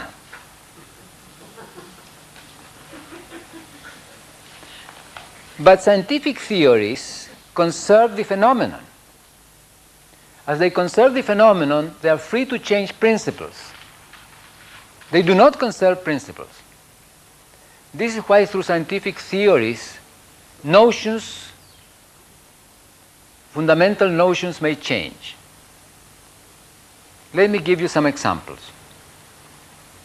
I say that Popper, as a philosopher, conserves reality as a transcendental feature and its inaccessibility. And in the process of doing that, generates a manner of looking at science in which the reference to reality is essential. But in the few things that I said about the criterion of validation of scientific explanations, you may have realized that no reference to reality is there. It's not necessary. Theory of relativity. What does Einstein do?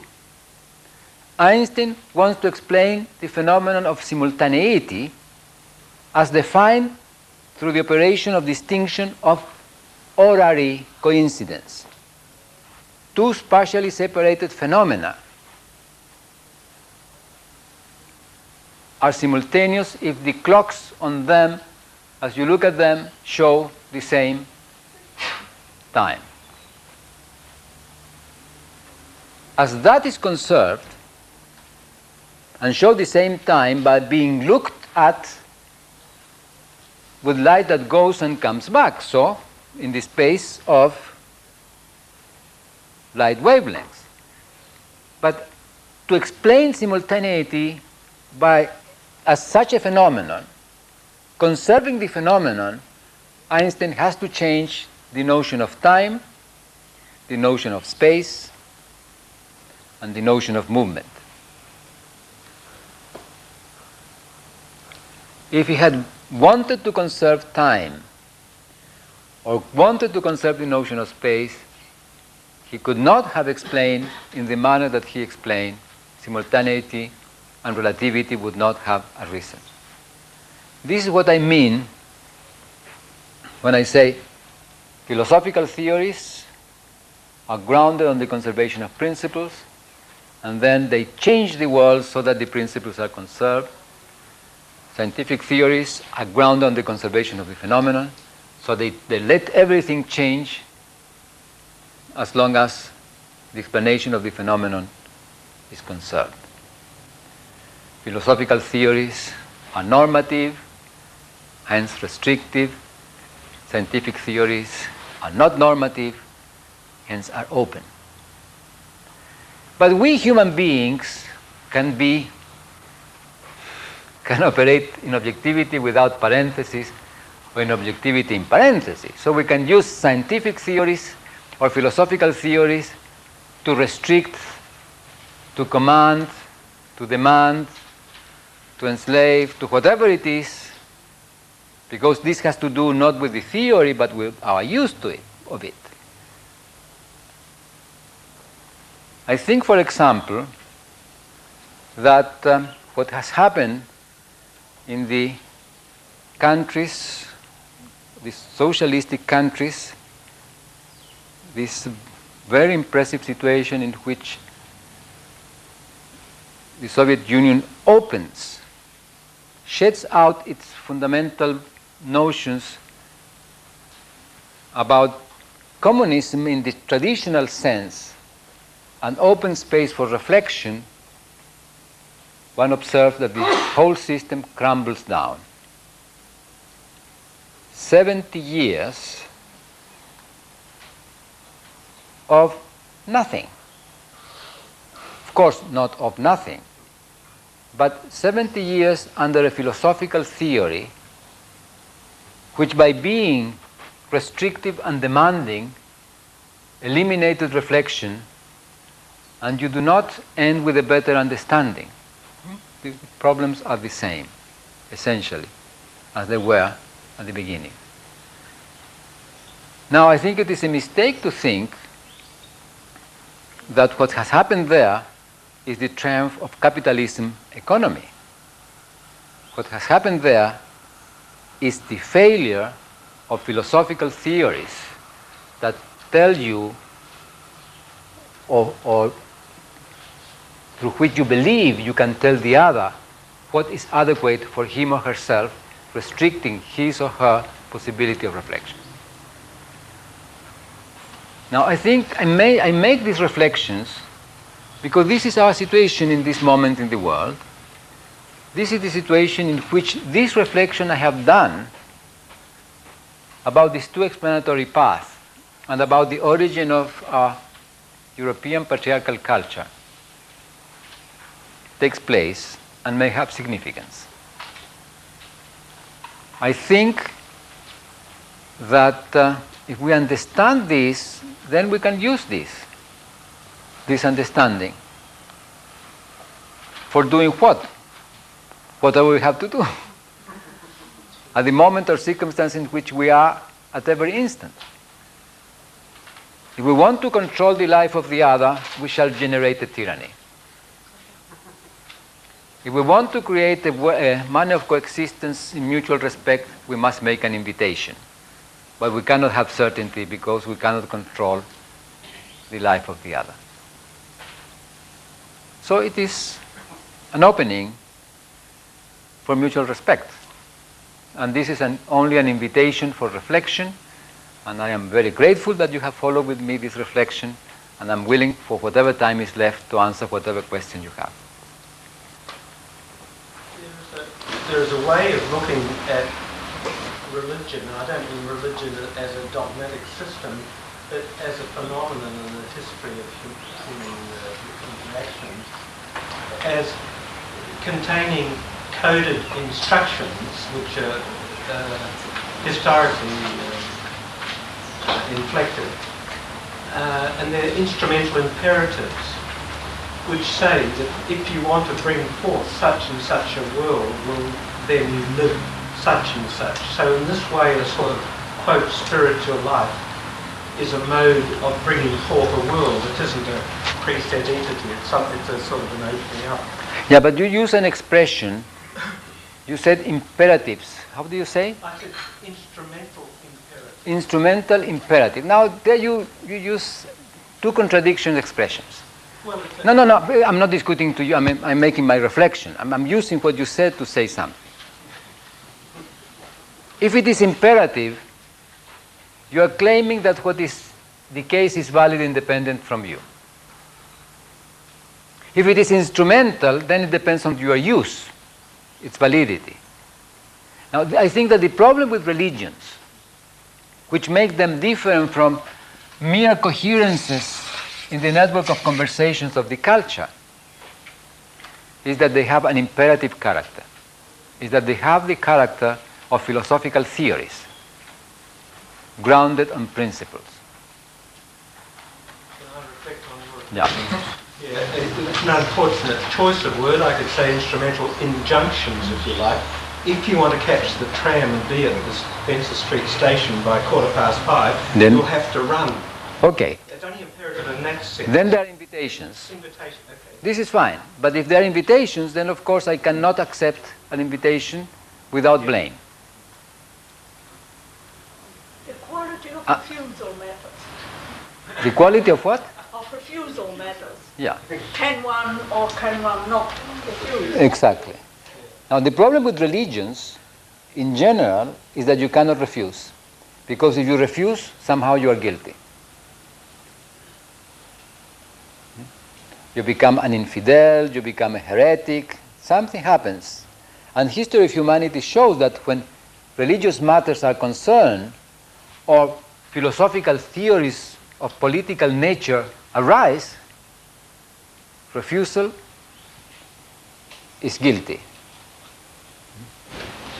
2 points. One, in my experience, within religions there are often, if you like, tensions that are drawing, if you like, again in a matristic direction, like the presence of, if you like, advocates of love and acceptance within the constructs of more dogmatic sort of religious, and that there is, if you like, different orders seem to, so that in a sense, even though religions do, in a determined way, have those sort of a constituent in the way it's described, I think there are, if you like, seeds of the other, of the matistic within them.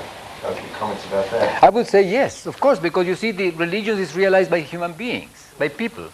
And these people have individual history in which they have had, for example, if they belong to our culture, a matristic childhood.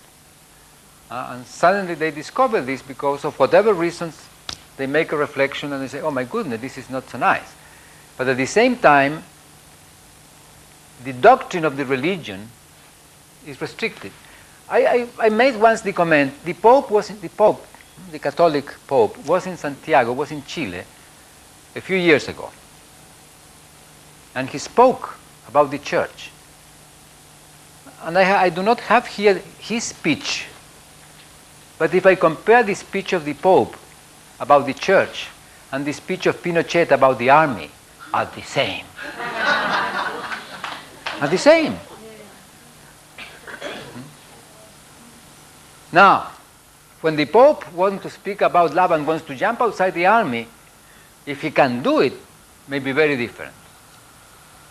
But the Pope said what impressed him more in his various trips to South America was the lack of missionaries.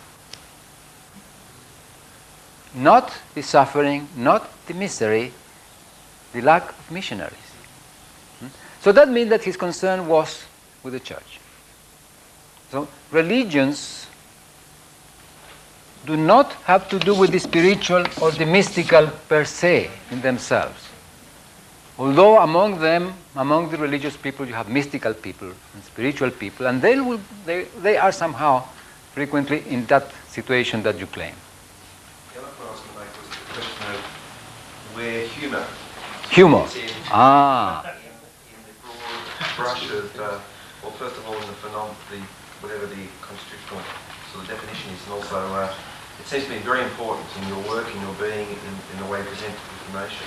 You are very right. And we haven't heard about it. But no, we have not heard about it, but if you ask me, I can answer the following manner. Humor is an occasion of release of appropriation. And this is the liberating condition of it. Suddenly you stop appropriating what you have, you let it there, and you become not serious about your appropriation so you can laugh. This way humor is releasing, is healing. We could generate healing workshops through generating experience of humor about oneself. I'd like to try and keep it brief. You're obviously aware of James Lovelock's theory, or it's been called the Gaia theory. Yes. In relationship to the domain of constitutive ontologies, can we, and as you know, James Lovelock, depending on who he's talking to, will talk about a self-regulating mechanism or a softer terminology. He might go as far as calling it an organism. Can that mechanism or organism be said to be operating outside the domain of our distinctions? Well, as soon as you make a distinction, you bring forth an entity that you treat it as if it had existed forever. And its dynamic way independent from you, as a domain of reality. So as soon as Lovelock speaks about Gaia, what he's speaking is about the conditions of constitution a little bit as the procedure you were mentioning a moment ago, as the conditions of a constitution of a particular kind of system. And once you do that, of course, you treat it as an object.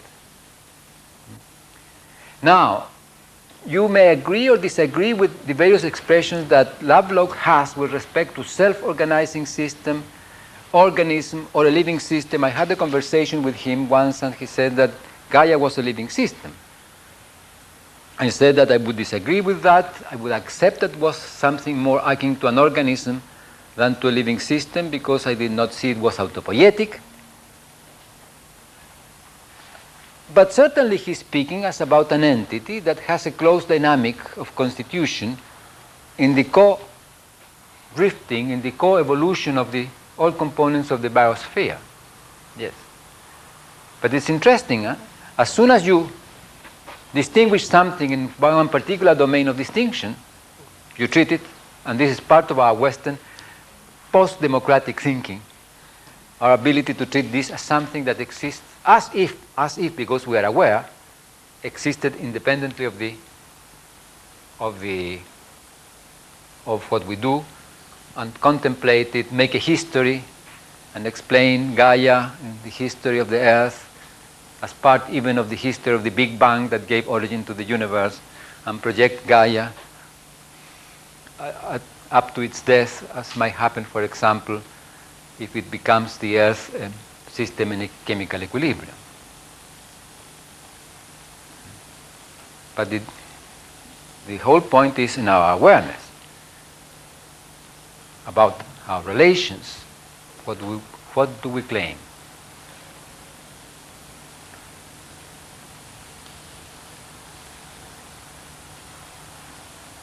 I wonder if you could say something about drift.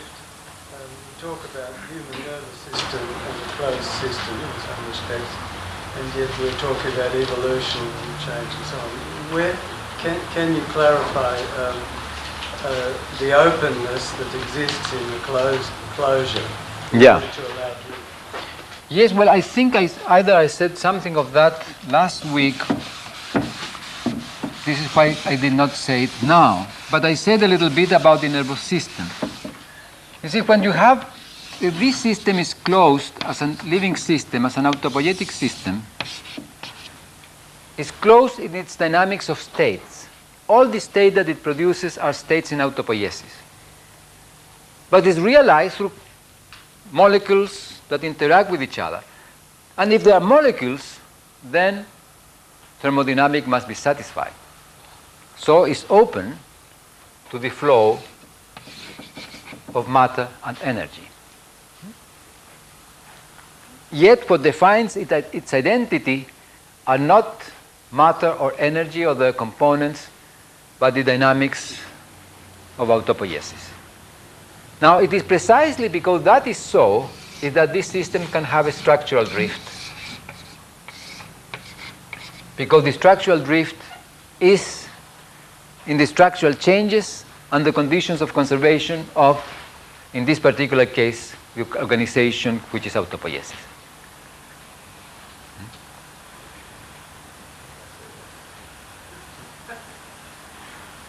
So it's a meta system that is being conserved to allow the lower level system to change, so to speak. So to speak, I myself would not like to speak that way. And I would not like to speak that way because when you speak about meta system, you introduce the observer in a very peculiar manner, and you stop speaking about the system, but you involve much more what you are saying. Now, if I speak about the system, I'm aware that I'm saying it. This is why the observer is here. It's the observer who is speaking.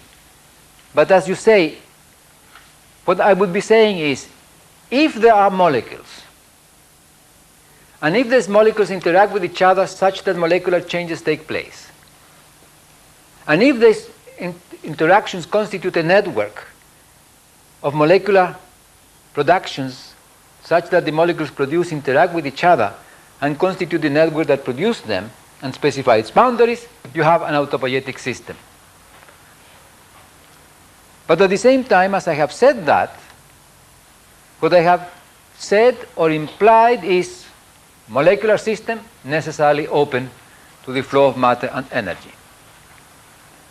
Structure determined system, hence necessarily two domains of existence, the dynamics of composition and the dynamics of relation.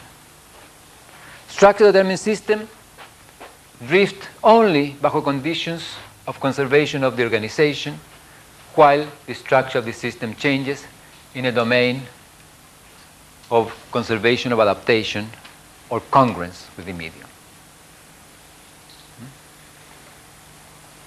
Yes? You mentioned before that feminists were angry and you wondered about that. I wondered what your explanation was for that anger. For the women? For feminists. For feminists? Yes. Oh, I think I understand it very well. In Chile, in 1972, began 71 and went through 72 and 73, an agrarian reform was implemented. The agrarian reform, however, had been conceived and approved in the previous government with Frey, but have not been fully implemented, but began to be fully implemented during Allende. And as this took place, something very extraordinary, apparently extraordinary, happened, and people with whom I talk revealed this to me. Peasants that have had wonderful relations with the landlords suddenly appear in anger and hate with the landlords. And they say, how could this be? We had such good relations, and now suddenly they hate us. And there is such an anger. Now, what happens is that previously this relationship was legitimate. A moment comes in which awareness, that means reflection from another, releasing the situation, looking at it, and then liking or disliking it with a different attitude, which has to do with a different understanding, took place, and they realized that they did not like this because they were exploited. But they were not exploited now, they were exploited always. And that is the anger. I think this is the anger of women and feminist movement, is the awareness, through awareness now that this is not a legitimate condition, the awareness that this has been illegitimate since as far as one can imagine in the past. So it's a legitimate anger for a history of abuse, even though in this moment, but the very situation may not be one that they are experiencing the abuse because they are escaping it and they are in the position of awareness. So it's an anger that has to do with a historical understanding. And it's legitimate. At the same time, maybe that one has to go beyond that to create a different kind of coexistence between men and women, which is not one founded on opposition, but one founded on complementarity. Yes? The emotioning specifies a domain of actions. So does that mean that it also specifies a domain of languaging? I would say that specifies the domain of action and hence specify the kind of languaging or the domain in which the languaging takes place. So it's a little variation to what you said, but maybe it's the same thing, I do not know. But I would have said specify the domain in which the languaging takes place. But I say that if you attend to rationality, you discover that there are many rational systems. In fact, there are as many rational systems as domains of discourse in different domains of realities, in which the discourses contains the coherences of that domain of reality. So if your emotioning changes your domain of action and this changes your domain of reality, then change your domain of rationality.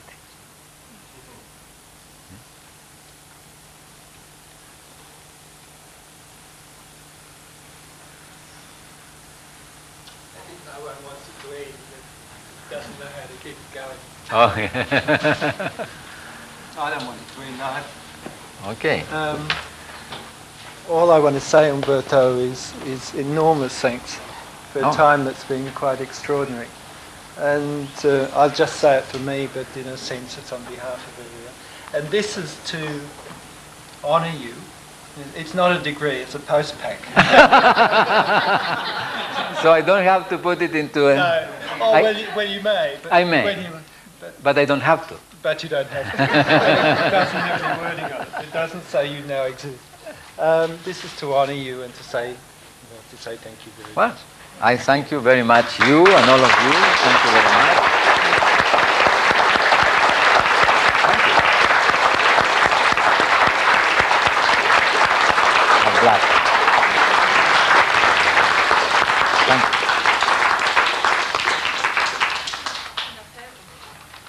I must open it publicly? Oh my goodness. It's very soft, so beware with it.